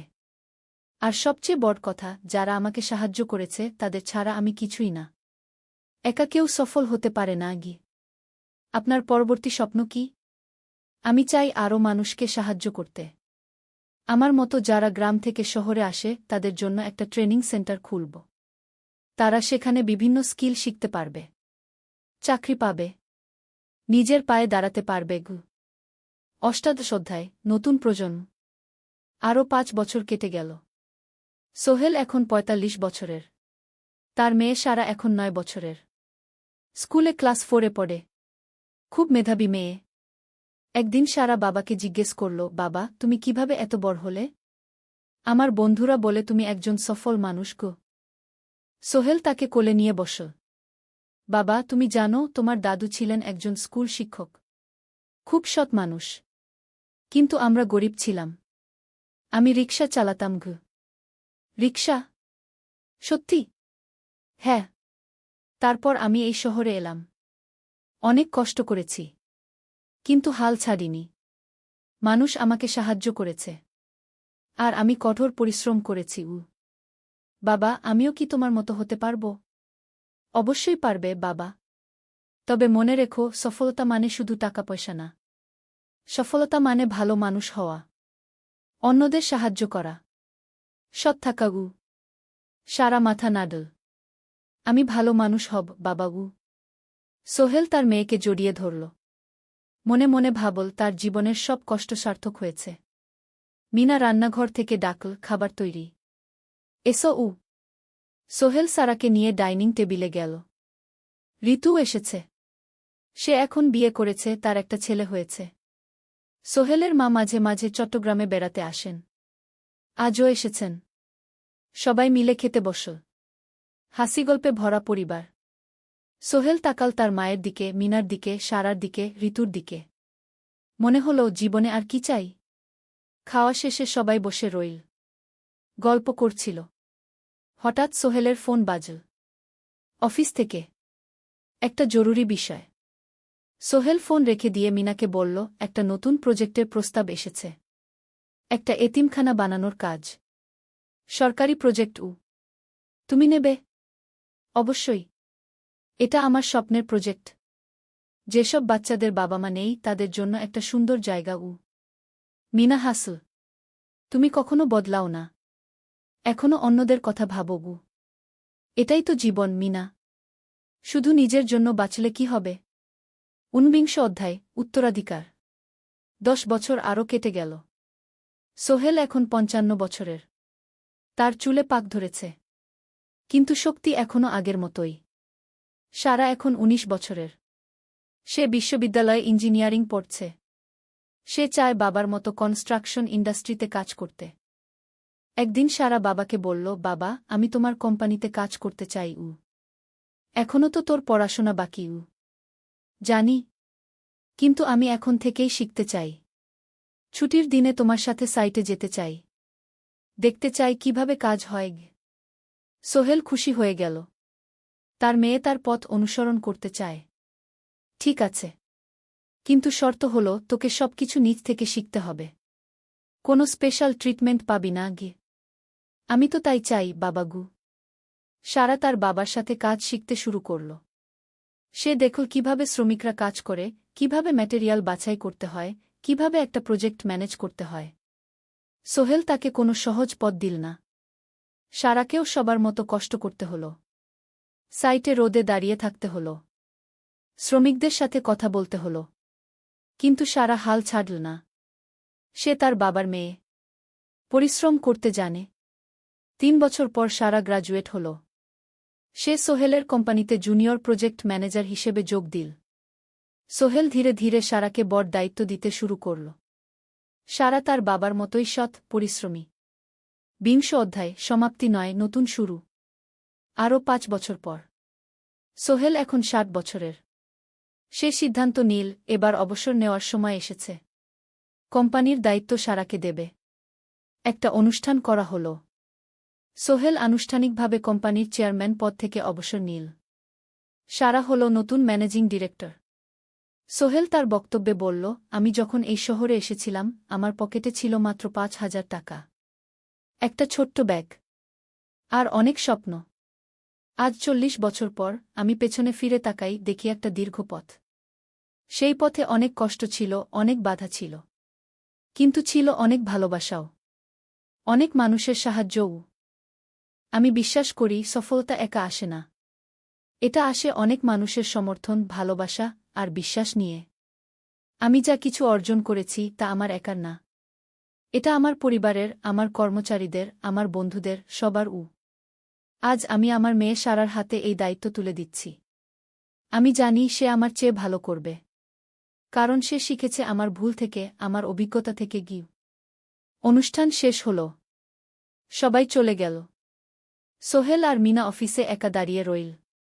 মিনা, মনে আছে আমরা প্রথম কখন দেখা হয়েছিলাম? হ্যাঁ, তোমার সেই ছোট্ট মুদি দোকানে। তুমি বিস্কুট কিনতে এসেছিলে। কে ভেবেছিল সেই দিন থেকে আমাদের এই পর্যস্বপ্নের শহর? প্রথম অধ্যায়, যাত্রা শুরু। সকাল 7টা বেজে গেছে। ঢাকার কমলাপুর রেলস্টেশনে মানুষের ভিড়। চারদিকে চা বিস্কুট বিক্রেতাদের চিৎকার, ট্রেনের হর্ন আর যাত্রীদের কোলাহল। এই বিশাল ভিড়ের মধ্যে একটা ছোট্ট ব্যাগ হাতে দাঁড়িয়ে আছে সোহেল। বয়স মাত্র 22। গায়ের রং শ্যামলা, চোখে স্বপ্নের ঝিলিক। ভাইজা, চট্টগ্রামের টিকিট আছে? সোহেল টিকিট কাউন্টারের সামনে দাঁড়িয়ে জিজ্ঞেস করল। আছে। ৩০ টাকা। কাউন্টারের লোকটা উত্তর দিল। সোহেল তার পকেট থেকে টাকা বের করল। মোট ৫,০০০ টাকা। এই টাকা সে জমিয়েছে গত ৩ বছরে রিকশা চালিয়ে। তার স্বপ্ন ছিল চট্টগ্রাম গিয়ে একটা ভালো চাকরি পাওয়া। গ্রামে আর থাকতে চায় না সে। বাবা মারা গেছেন 10 বছর আগে। মা আর ছোট বোন ঋতুকে নিয়ে সংসার চালাচ্ছিল রিকশা চালিয়ে। কিন্তু এভাবে তো আর সারা জীবন চলবে না। টিকিট কেটে সোহেল প্ল্যাটফর্মে এলো। ট্রেন ছাড়বে আর মাত্র 15 মিনিট পরে। সে একটা বেঞ্চে বসে পড়ল। ব্যাগটা বুকের কাছে চেপে ধরল। এই ব্যাগে আছে তার সব সম্পদ, কিছু কাপড়, একটা ছোট্ট ফটো ফ্রেমে বাবা মায়ের ছবি, আর কিছু টাকা। কোথায় যাচ্ছেন? পাশে বসা একজন বয়স্ক মানুষ জিজ্ঞেস করলেন। চট্টগ্রাম কাকা। চাকরি খুঁজতে যাচ্ছি। কে? সোহেল বিনয়ের সাথে উত্তর দিল। ভালো। তবে শহরে সাবধানে থাকবেন। শহর মানে অনেক সুযোগ, কিন্তু অনেক ফাঁদও আছে। বয়স্ক লোকটা বললেন। সোহেল মাথা নাড়ল। সে জানে শহরের জীবন সহজ না। কিন্তু তার কোনো বিকল্প নেই। গ্রামে রিকশা চালিয়ে মাসে ৩,৫০০ টাকা আয় হতো। তার মধ্যে সংসার চালাতে হতো, বোনের স্কুলের খরচ দিতে হতো, মায়ের ওষুধের খরচ দিতে হতো। কিছুই বাঁচত না। আর এই জীবন থেকে বেরোনোর একটাই পথ, শহরে গিয়ে ভালো কাজ খুঁজে নেওয়া। সোহেল মনে মনে ভাবল তার বাবার কথা। বাবা ছিলেন একজন স্কুল শিক্ষক। খুব সৎ মানুষ ছিলেন। সবসময় বলতেন, সোহেল, তুই লেখাপড়া শিখে বড় মানুষ হবি। আমাদের পরিবারে আর কেউ বড় চাকরি করেনি। তুই করবি। কিন্তু বাবা যখন মারা গেলেন তখন সোহেল মাত্র এসএসসি পরীক্ষা দিয়েছে। ফলাফল ভালো হয়েছিল, জিপিএ অর্ধচতু। কিন্তু বাবার মৃত্যুর পর আর পড়া হল না। পরিবারের দায়িত্ব নিতে হল। ট্রেন ছাড়ল। সোহেল জানালার পাশে বসে বাইরে তাকাল। ধানক্ষেত, নদী, ছোট ছোট গ্রাম, সব পেছনে ফেলে ট্রেন এগিয়ে চল। সোহেলের মনে হল সে যেন তার পুরনো জীবনটাকেও পেছনে ফেলে আসছে। ট্রেনে একজন হকার এসে চা বিক্রি করছিল। সোহেল একটা চা কিনল। 10 টাকা। চা খেতে খেতে সে ভাবছিল, চট্টগ্রাম পৌঁছে কি হবে? করিম মামা তাকে সাহায্য করবেন তো? চাকরি পাওয়া যাবে তো? করিম মামা আসলে সোহেলের খুব দূর সম্পর্কের মামা। সোহেলের দাদির বোনের ছেলে। অনেক বছর আগে গ্রাম ছেড়ে চট্টগ্রামে চলে গিয়েছিলেন। সেখানে একটা কনস্ট্রাকশন কোম্পানিতে কাজ করেন। বছরে একবার দুবার গ্রামে আসতেন। গত বছর যখন এসেছিলেন তখন সোহেলের মাকে বলেছিলেন সোহেলকে চট্টগ্রাম পাঠান। আমি একটা কাজের ব্যবস্থা করে দেব। সেই কথাতেই ভরসা করে সোহেল আজ এই যাত্রা। দ্বিতীয় অধ্যায়, নতুন শহর। চট্টগ্রাম পৌঁছাতে প্রায় 6 ঘন্টা লেগে গেল। দুপুর 1টা বাজে। সোহেল স্টেশন থেকে বের হয়ে শহরের রাস্তায় দাঁড়াল। কি বিশাল শহর! এত গাড়ি, এত মানুষ। চারদিকে উঁচু উঁচু বিল্ডিং, দোকানপাট, মানুষের ভিড়। সোহেল কিছুক্ষণ দাঁড়িয়ে থাকল, সব কিছু দেখতে দেখতে। তার মনে হচ্ছিল সে যেন অন্য কোনো পৃথিবীতে এসে পড়েছে। তার পকেটে একটা ছোট্ট কাগজ আছে। সেখানে লেখা একটা ঠিকানা, করিম মিয়া, বাড়ি নং 23, রোড নং 5, আগ্রাবাদ, চট্টগ্রামকে সোহেল একটা রিকশা ডাকল। কত নেবেন আগ্রাবাদ যেতে? 50 টাকা গু। সোহেল রিকশায় উঠল। রাস্তার দুধারে দোকান, মার্কেট, অফিস, সব কিছু দেখতে দেখতে সে অবাক হয়ে গেল। এত বড় শহর, এত কিছু! গ্রামের সেই ছোট্ট বাজারের সাথে কোনো তুলনাই হয় না। প্রায় আধা ঘণ্টা পর রিকশা একটা পুরনো বাড়ির সামনে থামল। 3 তলা বাড়ি, কিন্তু রং উঠে গেছে। সিঁড়ি দিয়ে উঠে 3য় তলায় করিম মামার ফ্ল্যাটে নক করল। দরজা খুলল এক মধ্যবয়সী মহিলা। কে? আসসালামু আলাইকুম আপা। আমি সোহেল। নোয়াখালীর গ্রাম থেকে এসেছি। করিম মামা বাড়িতে আছেন? মহিলা তাকে মাথা থেকে পা পর্যন্ত দেখল। করিম তো অফিসে গেছে। তুমি কে? কোথা থেকে এসেছ? সোহেল সব খুলে বলল। মহিলা তাকে ভেতরে ঢুকতে দিল। বসো। করিম সন্ধ্যায় ফিরবে গু। ফ্ল্যাটটা ছোট। 2টো রুম, একটা ছোট্ট রান্নাঘর আর একটা বাথরুম। কিন্তু সোহেলের কাছে খুব সুন্দর লাগল। গ্রামের সেই টিনের ঘরের চেয়ে তো অনেক ভালো। মহিলা তার নাম জানাল সালমা। করিম মামার স্ত্রী। তাদের 2টো ছেলে, একজন ক্লাস 8-এ পড়ে, আরেকজন ক্লাস 5-এ। খেয়েছ? সালমা আপা জিজ্ঞেস করল। না আপা গু। অপেক্ষা করো। ভাত আছে, মাছ আছে। খাও। সোহেল প্রথমে রাজি হতে চাইল না, কিন্তু খুব খিদে পেয়েছিল। সকাল থেকে শুধু একটা চা আর বিস্কুট খেয়েছে। খাওয়া দাওয়ার পর সোহেল বসে রইল। সালমা আপা তাকে গল্প করতে লাগল। তোমার মা কেমন আছেন? তোমার বোন? ভালো আছে আপা। মার একটু গেটে বাত আছে। ওষুধ খাচ্ছেন। বোন স্কুলে পড়ে কু। তুমি কি করতে চাও এখানে? চাকরি খুঁজছি আপা। যে কোনো কাজ করব। বাসায় মা আর বোনকে টাকা পাঠাতে হবে। সালমা আপা মাথা নাড়ল। করিম তোমার জন্য কিছু একটা করবে। সে ভালো মানুষ গ। সারাদিন অপেক্ষা করল সোহেল। সন্ধ্যা 6টায় করিম মামা ফিরলেন। 50-এর কাছাকাছি বয়স, কালো রঙের প্যান্ট শার্ট পরা, হাতে একটা ব্যাগ। আরে সোহেল, কবে এলি? করিম মামা খুশি হয়ে বললেন। আজ সকালে মামা গু। করিম মামা তাকে জড়িয়ে ধরলেন। অনেকদিন পর দেখলাম। কেমন আছিস? ভালো আছি মামা গি। ভালো করেছিস এসে। এখানে অনেক সুযোগ আছে। তোর জন্য একটা কাজের ব্যবস্থা করে দেব। তবে প্রথমে কয়েকদিন এখানে থাক। শহরটা একটু চিনে নে। তারপর কাজে যোগ দিবি। সোহেলের মনে আসার আলো জ্বল। সে ভাবল হয়তো তার ভাগ্য এবার পাল্টাবে। 3য় অধ্যায়, প্রথম চাকরি। 1 সপ্তাহ পরে করিম মামা সোহেলকে তার কোম্পানিতে নিয়ে গেলেন। কোম্পানির নাম আলামিন কনস্ট্রাকশন। অফিসটা শহরের কেন্দ্রে, 5 তলা একটা বিল্ডিংয়ের দোতলায়। মালিক আলী সাহেব। 50-এর কাছাকাছি বয়স, মোটা চেহারা, চোখে সোনার ফ্রেমের চশমা। বড়লোক মানুষ, কিন্তু খুব কড়া। এই ছেলেটাকে কি কাজে লাগাবেন? আলী সাহেব করিম মামাকে জিজ্ঞেস করলেন। স্যার, ও আমার আত্মীয়। গ্রাম থেকে এসেছে। খুব পরিশ্রমী। যে কোনো কাজে লাগাতে পারেন। আলী সাহেব সোহেলের দিকে তাকালেন। তুমি কি পড়েছ? Sir, SSC pass. জিপিএ অর্ধচতু। হুম। ভালো। কম্পিউটার চালাতে পারো? না স্যার, পারি না। কিন্তু শিখতে চাই। আলী সাহেব একটু ভাবলেন। ঠিক আছে। তোমাকে অফিসের কাজে রাখব। ফাইল গুছানো, চা বানানো, কাগজপত্র নিয়ে যাওয়া, না এসব। মাসে 5,000 টাকা। রাজি আছো? জি স্যার। সোহেল খুশি হয়ে গেল। 5,000 টাকা। রিকশা চালিয়ে 3,500 পেত। এখানে 5,000। কাজ শুরু হলো পরদিন থেকে। সকাল 8টায় অফিসে যেতে হয়, ফিরতে হয় সন্ধ্যা 7টায়। প্রথম দিন সোহেল ঘুম থেকে উঠল ভোর 5টায়। তৈরি হয়ে 7:30টায় অফিসের উদ্দেশ্যে বের হল। করিম মামার বাড়ি থেকে অফিস প্রায় 5 কিলোমিটার। বাসে যেতে হয়।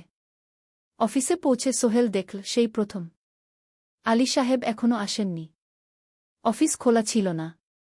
8-10 মিনিট পর একজন লোক এসে অফিস খুল। তুমি নতুন? জি। আমি সোহেল গু। আমি জাহিদ, অ্যাসিস্ট্যান্ট ম্যানেজার। এসো উ জাহিদ ভাই সোহেলকে সব কিছু দেখাল। অফিসে মোট ৬ জন কর্মচারী, ২ জন ইঞ্জিনিয়ার, একজন অ্যাকাউন্ট্যান্ট, একজন অ্যাসিস্ট্যান্ট ম্যানেজার, জাহিদ ভাই, একজন রিসেপশনিস্ট, আর এখন সোহেল। সোহেলের কাজ শুরু হলো চা বানানো দিয়ে। তারপর অফিস পরিষ্কার করা, ফাইল গুছানো, কাগজপত্র এক জায়গা থেকে আরেক জায়গায় নিয়ে যাওয়া। কাজ কঠিন না, কিন্তু সারাদিন দৌড়ঝাঁপ করতে হয়। দুপুরে খাবারের জন্য আধা ঘণ্টা বিরতি। সোহেল একটা ছোট হোটেলে গিয়ে ভাতরাল তরকারি খেল। ৫০ টাকা। সন্ধ্যায় অফিস বন্ধ হল। সোহেল ক্লান্ত হয়ে বাসায় ফিরল। কেমন লাগল প্রথম দিন? করিম মামা জিজ্ঞেস করলেন। ভালো মামা, অনেক কিছু শিখলাম ঘ। প্রথম মাসের শেষে সোহেল বেতন পেল ৫,০০০ টাকা। সে ৩,০০০ টাকা মাকে পাঠাল। মা ফোনে কাঁদতে লাগলেন। আল্লাহ তোকে ভালো রাখুক সোহেল। সোহেলের চোখেও জল এল। তার মনে হল সে একটা বড় কাজ করতে পেরেছে। চতুর্থ অধ্যায়, শহরের জীবন। ৩ মাস কেটে গেল। সোহেল এখন শহরের সাথে মিশে গেছে। প্রতিদিন অফিসে যাও আসার পথে সে দেখে হাজারো মানুষের জীবন। কেউ সফল, কেউ ব্যর্থ, কিন্তু সবাই চলছে নিজের পথে। সোহেল অফিসের কাজের পাশাপাশি কম্পিউটার শেখার চেষ্টা করছে। অফিসে একটা কম্পিউটার আছে। যখন কেউ ব্যবহার করে না, তখন সোহেল একটু একটু শিখার চেষ্টা করে। জাহিদ ভাই তাকে সাহায্য করেন। সোহেল, তুমি যদি কম্পিউটার ভালোভাবে শিখতে পারো, তাহলে তোমার ভবিষ্যৎ উজ্জ্বল। জাহিদ ভাই একদিন বললেন। কিভাবে শিখব ভাই? ট্রেনিং সেন্টারে যাও।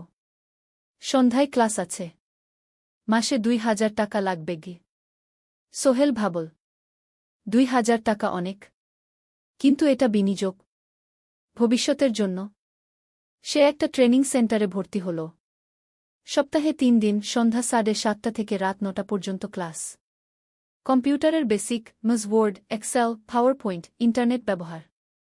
একদিন অফিস থেকে ফেরার সময় সোহেল একটা দোকানে চা খেতে গেল। দোকানের পাশেই একটা ছোট্ট মুদি দোকান। সেখানে একটা মেয়ে বসে আছে। বয়স হবে ২০-এর কাছাকাছি। সাদাসিধে চেহারা, সাদা শাড়ি পরা, কিন্তু চোখে এক ধরনের দৃঢ়তা। ভাইজা, এক প্যাকেট বিস্কুট দেন কি? সোহেল বলল। মেয়েটা বিস্কুট দিল। ২০ টাকা। সোহেল টাকা দিয়ে যাচ্ছিল, হঠাৎ মেয়েটা বলল, আপনি নতুন এসেছেন এই এলাকায়, তাই না? হ্যাঁ। ৩ মাস হল। কিভাবে বুঝলেন? আপনার চেহারা দেখেই বোঝা যায়। এখনও গ্রামের ছোঁয়া আছে। আর আপনি প্রতিদিন এই পথ দিয়ে যান। দেখেছি কি? মেয়েটা হাসল। সোহেলও হেসে ফেল। আপনি খুব পর্যবেক্ষক মনে হচ্ছে গি। জীবনে অনেক কিছু দেখেছি, তাই মানুষকে চিনতে শিখেছি গি।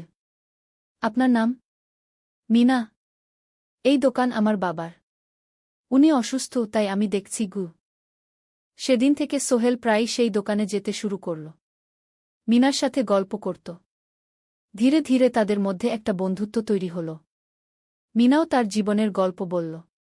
মিনার মা মারা গেছেন যখন সে মাত্র ৭ বছরের। বাবা আব্দুল হামিদ একা হাতে মিনাকে বড় করেছেন। মুদি দোকান দিয়ে সংসার চালান। মিনা কলেজে পড়ে, অনার্স সেকেন্ড ইয়ার।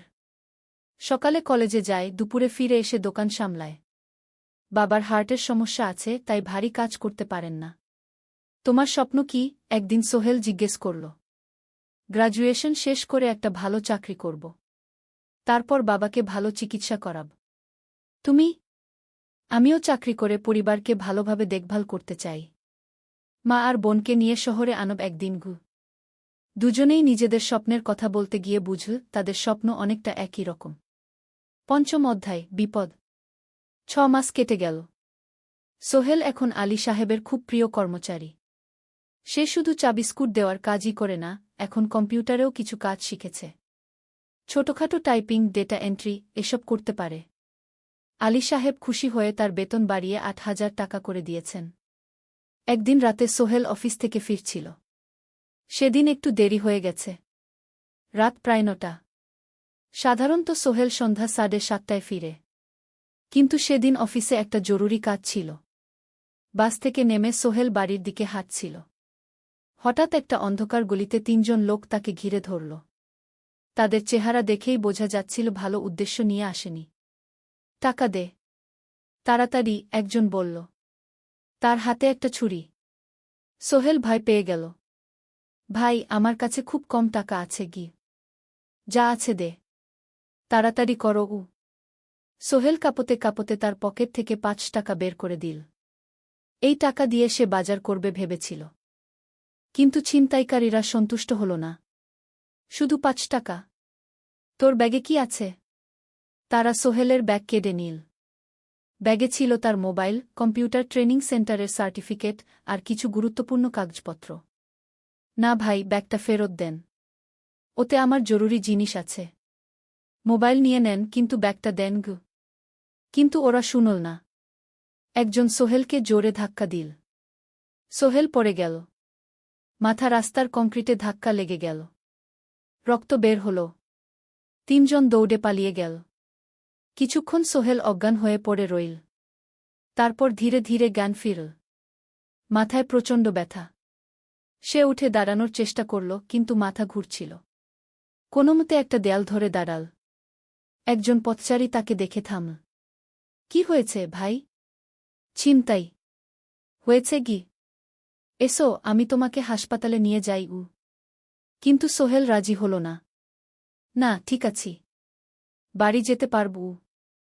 সে কোনোমতে করিম মামার বাড়িতে পৌঁছাল। দরজা খুলেই সালমা আপা চিৎকার করে উঠলেন। ও আল্লাহ! কি হয়েছে? করিম মামা দৌড়ে এলেন। সোহেলকে ভেতরে নিয়ে গেলেন। তার মাথায় জল ঢেলে রক্ত পরিষ্কার করলেন। ক্ষতটা বেশ গভীর। হাসপাতালে যেতে হবে কি? করিম মামা বললেন। তারা একটা অটোরিকশা নিয়ে নিকটস্থ হাসপাতালে গেলেন। ডাক্তার সোহেলের মাথায় ৩টা সেলাই দিলেন। বলল, ১ সপ্তাহ বিশ্রাম নিতে হবে। কোনো ভারী কাজ করা যাবে না। হাসপাতাল থেকে ফিরে সোহেল শুয়ে রইল। তার মনে হচ্ছিল সবকিছু শেষ হয়ে গেছে। মোবাইল চলে গেছে, গুরুত্বপূর্ণ কাগজপত্র চলে গেছে। এখন ১ সপ্তাহ অফিস করতে পারবে না। পরদিন সকালে করিম মামা আলী সাহেবকে ফোন করে সব জানালেন। আলী সাহেব বললেন, ঠিক আছে। সোহেল ভালো হয়ে এলে আসবে। চিন্তার কিছু নেই গি। মিনা যখন এই খবর শুনল, সে সন্ধ্যায় সোহেলকে দেখতে এল করিম মামার বাড়িতে। সাথে এনেছিল কিছু ফল। কি হয়েছিল? মিনা চিন্তিত গলায় জিজ্ঞেস করল। সোহেল সব বলল। মিনা রেগে গেল। এই শহরে এখন অনেক অপরাধ বেড়ে গেছে। পুলিশ কিছু করে না। তুমি পুলিশে রিপোর্ট করেছ? না। লাভ নেই। তবুও করা উচিত। তোমার মোবাইলটা হয়তো খুঁজে পাওয়া যাবে গি। করিম মামা সোহেলকে নিয়ে পুলিশ স্টেশনে গেলেন। জেনারেল ডায়েরি করলেন। কিন্তু পুলিশ খুব একটা আশা দিল না। দেখি কিছু করা যায় কিনা গু। সোহেল বুঝল মোবাইল আর ফিরবে না। সেই ১ সপ্তাহ সোহেলের জীবনের সবচেয়ে কঠিন সময় ছিল। সে শুধু শারীরিকভাবেই ক্ষতিগ্রস্ত হয়নি, মানসিকভাবেও ভেঙে পড়েছিল। প্রতিরাতে দুঃস্বপ্ন দেখত। সেই ৩ জন ছিনতাইকারীর মুখ ভুলতে পারছিল না। মিনা প্রায় প্রতিদিন আসত। তাকে সাহস দিত। তুমি হাল ছেড়ো না সোহেল। জীবনে এরকম খারাপ সময় আসে। কিন্তু এটা কাটিয়ে ওঠাই হলো আসল বীরত্ব।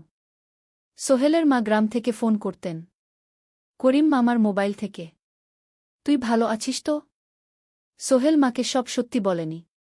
শুধু বলেছে, হ্যাঁ মা, ভালো আছি। একটু জ্বর হয়েছিল। এখন ভালো। ১ সপ্তাহ পর সোহেল আবার অফিসে গেল।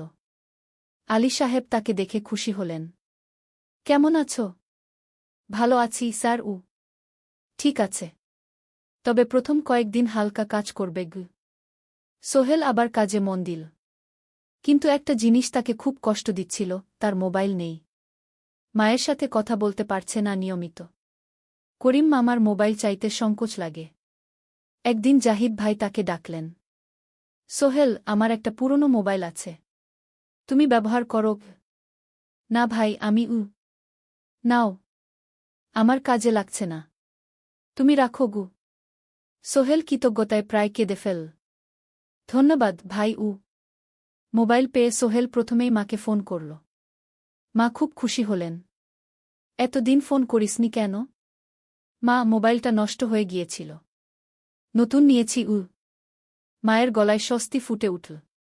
৬ষ্ঠ অধ্যায়, নতুন সুযোগ। আরও 3 মাস কেটে গেল। সোহেল পুরোপুরি সুস্থ হয়ে গেছে। তার জীবন আবার স্বাভাবিক হয়ে এসেছে। সে এখন কম্পিউটার ট্রেনিং শেষ করেছে, সার্টিফিকেট পেয়েছে। কিন্তু একটা ঘটনা তার জীবনে বড় পরিবর্তন নিয়ে এল। একদিন সকালে আলী সাহেব তাকে ডাকলেন। সোহেল বসো। সোহেল বসল। মনে একটু ভয় লাগছিল। আলী সাহেব কি তাকে বকবেন? সোহেল, তুমি তো এখন কম্পিউটার চালাতে পারো? জি স্যার, একটু একটু শিখেছি। ভালো। আমি তোমার কাজ দেখছি। তুমি খুব পরিশ্রমী আর সৎ। আমাদের কোম্পানিতে এরকম মানুষের দরকার। সোহেল কিছু বুঝতে পারছিল না। আমি তোমাকে একটা সুযোগ দিতে চাই। আমাদের কোম্পানি একটা ট্রেনিং প্রোগ্রাম চালু করছে নতুন কর্মচারীদের জন্য। 6 মাসের কোর্স। কম্পিউটার অ্যাকাউন্টিং, ভবন নির্মাণের হিসাব নিকাশ, প্রজেক্ট ম্যানেজমেন্ট সব শিখবে। কোম্পানি সব খরচ দেবে। ট্রেনিংয়ের সময় তোমার বেতনও চলবে। রাজি আছো? সোহেল বিশ্বাস করতে পারছিল না।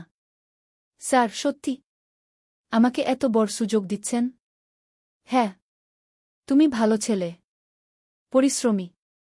আমি তোমাকে এগিয়ে দিতে চাই। ভবিষ্যতে তুমি এই কোম্পানির একজন গুরুত্বপূর্ণ কর্মচারী হবে। সোহেল কৃতজ্ঞতায় প্রায় কেঁদে ফেল।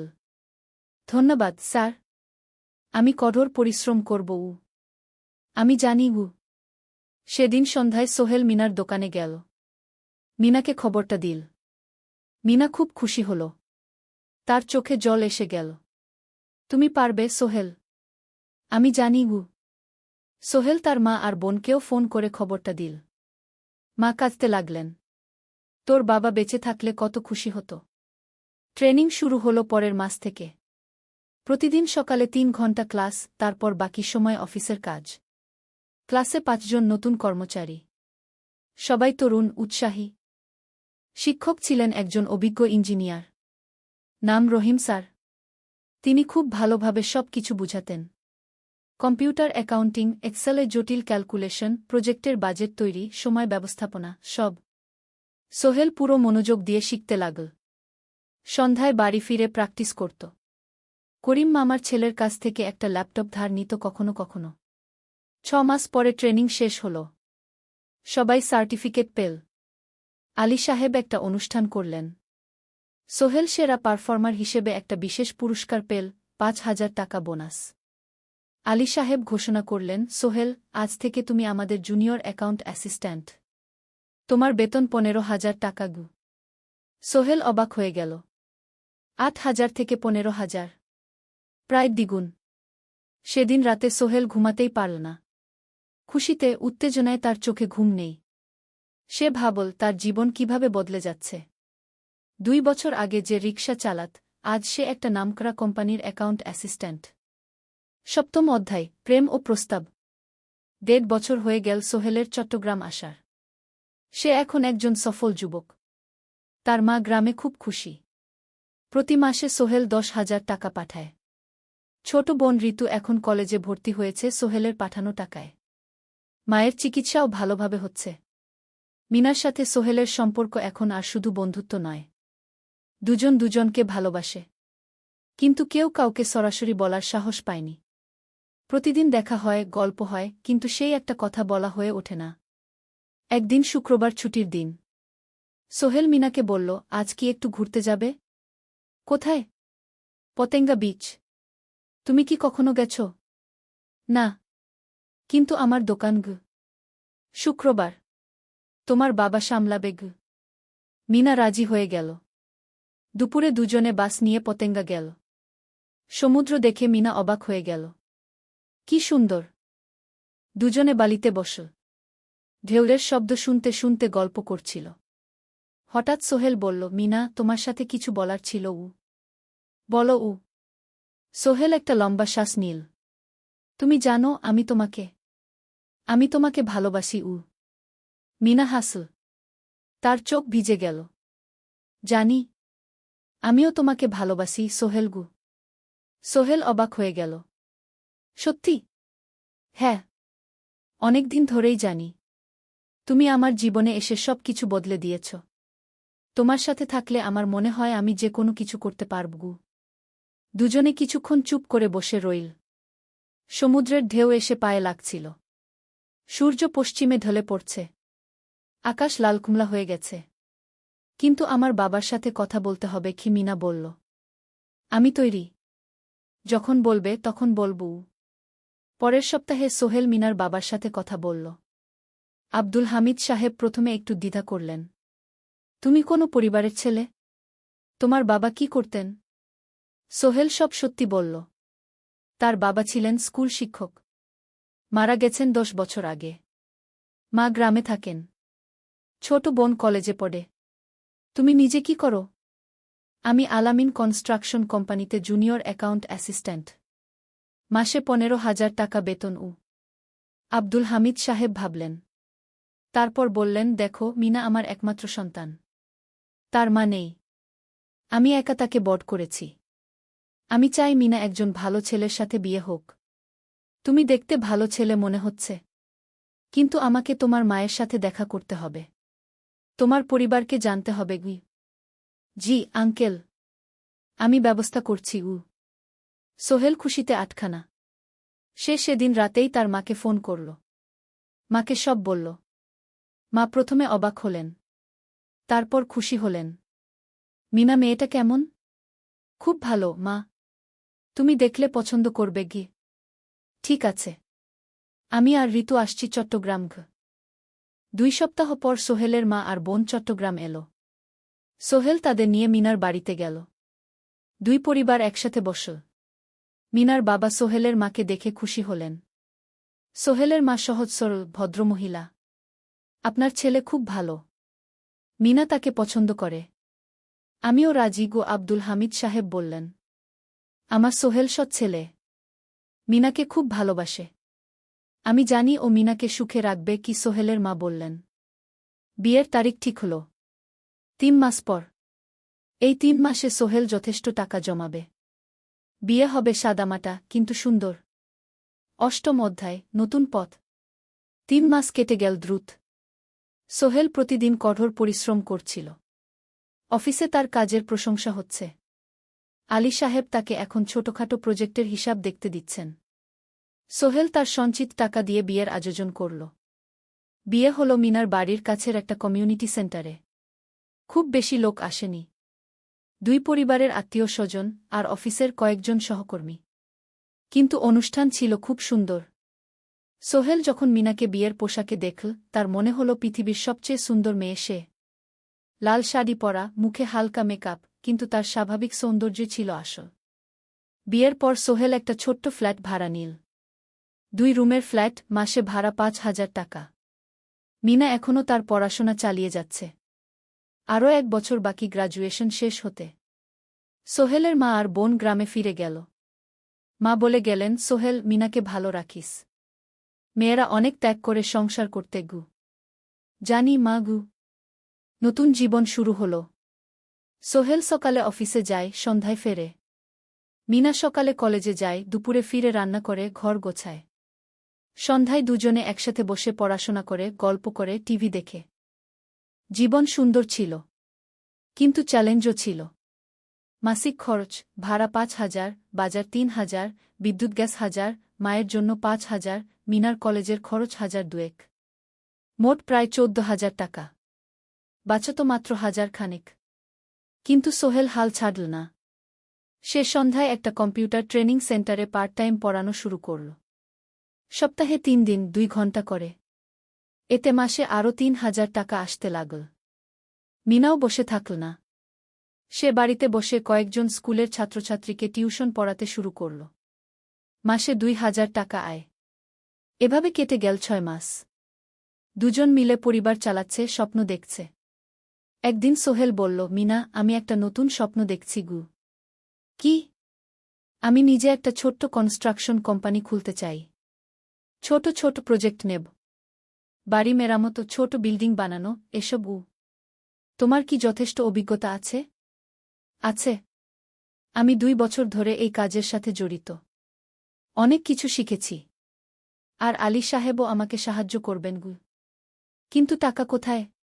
কোম্পানি খুলতে তো অনেক টাকা লাগবে। আমি জমাচ্ছি। আরও 1 বছর কাজ করব।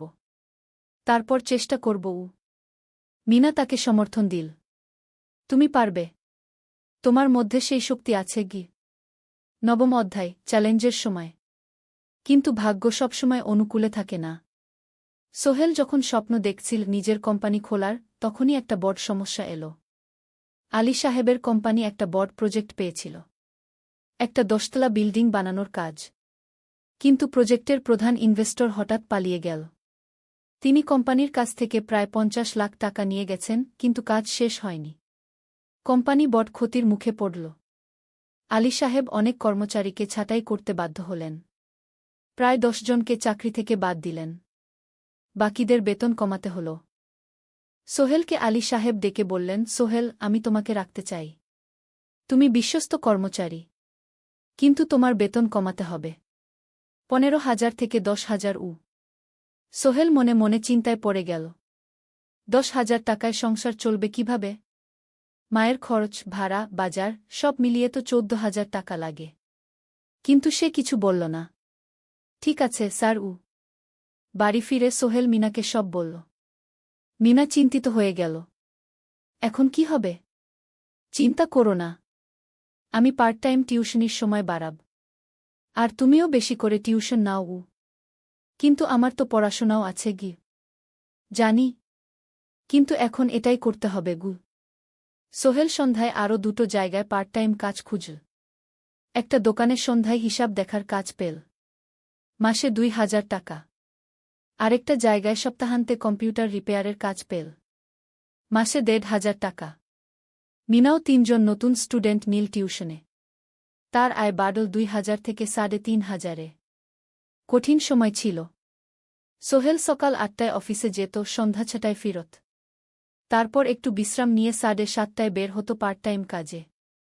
রাত 10টায় বাড়ি ফিরত। রবি সোমবার কম্পিউটার রিপেয়ারের কাজ। মিনাও সকালে কলেজে যেত, দুপুরে ফিরে রান্না করত, তারপর বিকেলে টিউশন পড়াত। রাতে খাওয়া দাওয়ার পর পড়াশোনা করত। দুজনেরই শরীর খারাপ হতে শুরু করল। সোহেল একদিন অফিসে অজ্ঞান হয়ে পড়ে গেল। ডাক্তার দেখাতে নিয়ে গেল। ডাক্তার বলল, অতিরিক্ত পরিশ্রম। শরীরে পুষ্টির অভাব। ঠিকমতো খাচ্ছেন না মনে হচ্ছে গি। সত্যি কথা, খরচ বাঁচাতে সোহেল আর মিনা অনেক সময় কম খেত। মাংস মাছ কিনত সপ্তাহে একদিন। বাকি সময় শাকসবজি, ডাল। মিনা সোহেলকে বলল, আর নয় সোহেল। তুমি এভাবে নিজেকে শেষ করে ফেলছ। আমার পড়াশোনা বন্ধ করে দিই। আমি ফুল টাইম চাকরি করি গি। না, সোহেল জোর দিয়ে বলল। তোমার পড়াশোনা বন্ধ হবে না। আরও মাত্র 6 মাস বাকি। তুমি গ্রাজুয়েট হবেই গি। কিন্তু তুমি আমি ঠিক হয়ে যাব। চিন্তা করো না গে। কিন্তু পরিস্থিতি আরও খারাপ হলো যখন সোহেলের মায়ের অসুখ হল। হার্টের সমস্যা। হাসপাতালে ভর্তি করতে হল। খরচ 50,000 টাকা। সোহেলের হাতে এত টাকা কোথায়? সে করিম মামার কাছে ধার চাইল। করিম মামা 20,000 টাকা দিলেন। বাকি 30,000 টাকা সোহেল একটা এনজিও থেকে ঋণ নিল। সুদের হার মাসে 2%। মায়ের চিকিৎসা হল। তিনি সুস্থ হয়ে গেলেন। কিন্তু সোহেল এখন ঋণের বোঝায় পড়ে গেল। প্রতি মাসে 3,000 টাকা করে কিস্তি দিতে হবে। সেই রাতে সোহেল আর মিনা বিছানায় শুয়ে কথা বলছিল। সোহেল বলল, মিনা, আমি মনে হয় ভুল করেছি। শহরে এসে বিয়ে করে তোমাকে কষ্টে ফেলেছি গু। মিনা তার হাত ধরল। না সোহেল, তুমি ভুল করনি। জীবনে এরকম খারাপ সময় আসে। কিন্তু এটা কাটিয়ে ওঠাই হলো আসল শক্তি। আমরা একসাথে আছি। একসাথে থাকব। সব কিছু ঠিক হয়ে যাবে। মিনার কথায় সোহেল একটু সাহস পেল। হ্যাঁ, হাল ছাড়া যাবে না। 10ম অধ্যায়, আলোর দিকে। 3 মাস পরে পরিস্থিতি একটু ভালো হতে শুরু করল। আলী সাহেবের কোম্পানি একটা নতুন প্রজেক্ট পেল। একটা স্কুল বিল্ডিং বানানোর কাজ। কোম্পানি আবার স্থিতিশীল হতে শুরু করল। আলী সাহেব সোহেলকে ডেকে বললেন, সোহেল, আমি তোমার কঠোর পরিশ্রম দেখেছি। খারাপ সময়েও তুমি কোম্পানি ছেড়ে যাওনি। আমি কৃতজ্ঞ। আজ থেকে তোমার বেতন আবার 15,000 টাকা। সোহেল খুশি হয়ে গেল। ধন্যবাদ স্যার। মিনাও গ্রাজুয়েশন শেষ করল। ভালো ফলাফল করল। সে এখন চাকরি খুঁজছে। একদিন মিনা একটা প্রাইভেট স্কুলে শিক্ষিকার ইন্টারভিউ দিতে গেল। ইন্টারভিউ ভালো হল। তাকে নিযোগ দেওয়া হল। বেতন 12,000 টাকা। সেদিন সন্ধ্যায় দুজনে মিলে একটা ছোট্ট পার্টি করল। একটা বিরিয়ানি কিনল, কোমল পানীয় কিনল। দুজনে মিলে খেল। আমরা পেরেছি, সোহেল মিনা বলল। হ্যাঁ, আমরা পেরেছি গু। এখন দুজনের মিলিয়ে আয় 27,000 টাকা। খরচ চালানোর পর প্রায় 10,000 টাকা বাঁচে। সোহেল এই টাকা দিয়ে লোন শোধ করতে শুরু করল। পার্ট টাইম কাজগুলো ছেড়ে দিল। শরীরের যত্ন নেওয়া শুরু করল। আরও 6 মাস পরে সোহেলের কাছে একটা বড় সুযোগ এল। আলী সাহেব একদিন তাকে ডাকলেন। সোহেল, তুমি কি নিজের ব্যবসা করতে চাও? স্যার, আমি তোমাকে একটা ছোট্ট প্রজেক্ট দিতে চাই। একটা 3 তলা বিল্ডিংয়ের কনস্ট্রাকশন। তুমি ম্যানেজ করবে। আমি শুধু সুপারভাইজ করব। লাভের 50% তোমার গু। সোহেল ভাবল, এটা একটা বড় সুযোগ। কিন্তু ঝুঁকিও আছে। যদি কাজটা ভালোভাবে না হয়? স্যার, আমি চেষ্টা করব। কিন্তু যদি ভুল হয়? ভুল হবে না। আমি তোমার উপর বিশ্বাস রাখছি। তুমি পারবে গু। সোহেল রাজি হয়ে গেল। এই প্রজেক্ট তার জীবনে টার্নিং পয়েন্ট হতে পারে। 11 অধ্যায়, স্বপ্ন পূরণের পথে। পরের 6 মাস সোহেল খুব কঠোর পরিশ্রম করল। প্রজেক্টটা ম্যানেজ করা সহজ ছিল না।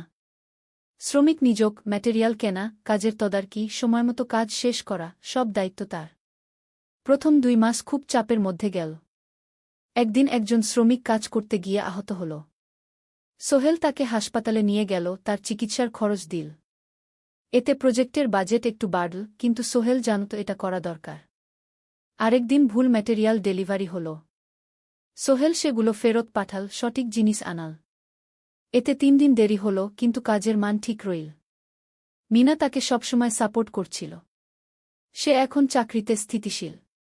স্কুলের বাচ্চারা তাকে পছন্দ করে। প্রিন্সিপাল তার কাজে খুশি। প্রজেক্ট শেষ হল 6 মাসে। সময়মতো, বাজেটের মধ্যে।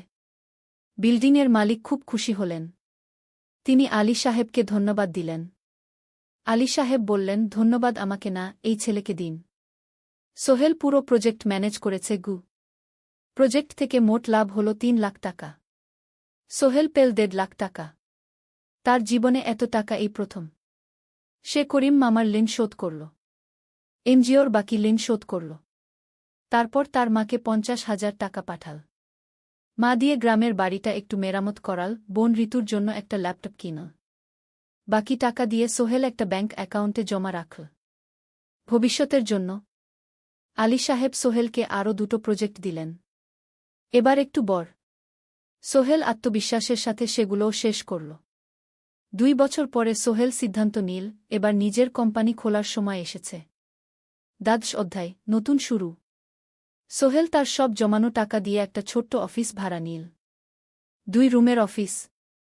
একটা রুমে কাজের জায়গা, আরেকটায় ছোট্ট মিটিং রুম। অফিসের সামনে একটা বোর্ড লাগাল, Sohel construction and development. Meena তাকে সাহায্য করছিল। সে অফিসের অ্যাকাউন্টস দেখত সন্ধ্যায় স্কুল থেকে ফিরে। দুজন মিলে একটা টিম। প্রথমে ছোট ছোট কাজ নিল। বাড়ি মেরামত, দোকান সংস্কার, ছোট বিল্ডিং কনস্ট্রাকশন। কাজের মান ভালো রাখার চেষ্টা করল। সময়মতো শেষ করল। দাম ন্যায্য রাখল। ধীরে ধীরে সোহেলের সুনাম ছড়িয়ে পড়ল। মানুষ তাকে বিশ্বাস করত। তার কাছে নতুন নতুন কাজ আসতে লাগল। প্রথম বছর খুব কষ্ট হল। কখনো লাভ হতো, কখনো লস। কিন্তু সোহেল থেমে থাকল না। সে শিখতে লাগল ব্যবসা কিভাবে চালাতে হয়। দ্বিতীয় বছরে পরিস্থিতি ভালো হল। সোহেল এখন 3 জন স্থায়ী কর্মচারী নিযোগ দিল। একজন ইঞ্জিনিয়ার, একজন সুপারভাইজার, একজন অফিস সহায়ক। তৃতীয় বছরে একটা বড় প্রজেক্ট পেল। একটা স্কুল বিল্ডিং বানানোর কাজ। 5 তলা বিল্ডিং। সোহেল পুরো মনোযোগ দিয়ে কাজটা করল।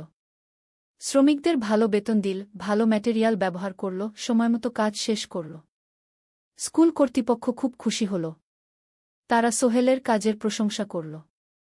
এই প্রজেক্ট থেকে সোহেল প্রায় 5 লাখ টাকা লাভ করল। এই টাকা দিয়ে সে আরও ভালো একটা অফিস নিল। আরও কর্মচারী নিযোগ দিল। এখন তার কোম্পানিতে 10 জন স্থায়ী কর্মচারী।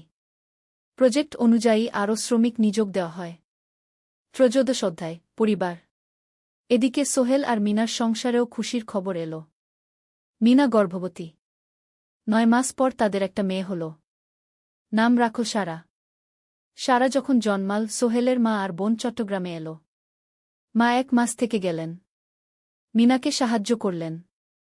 সোহেল এখন একটা বড় ফ্ল্যাট ভাড়া নিয়েছে। 3 রুমের ফ্ল্যাট। একটা রুমে সোহেল, মিনা, একটায় সারা, আরেকটায় অতিথি রুম। মায়ের জন্য সোহেল সিদ্ধান্ত নিল তাকে চট্টগ্রামে নিয়ে আসবে। গ্রামে একা থাকা ঠিক না। কিন্তু মা রাজি হলেন না। না বাবা, আমি গ্রামেই থাকব। এখানে আমার পরিচিত মানুষ আছে। তোর বোনকে নিয়ে যা। ও ঢাকায় পড়ছে, চট্টগ্রামে এনে ভালো কোথাও ভর্তি করিয়ে দেগি। সোহেল তাই করল। ঋতুকে চট্টগ্রাম বিশ্ববিদ্যালয়ে ভর্তি করিয়ে দিল। ঋতু এখন সোহেলের ফ্ল্যাটে থাকে, বিশ্ববিদ্যালয়ে পড়ে।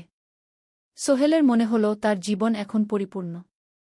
স্ত্রী, মেয়ে, বোন সবাই তার কাছে। ব্যবসা ভালো চলছে। মা গ্রামে সুখে আছেন। 14 অধ্যায় সফলতার শিখরে। 5 বছর কেটে গেল। সোহেল এখন একজন সফল উদ্যোক্তা।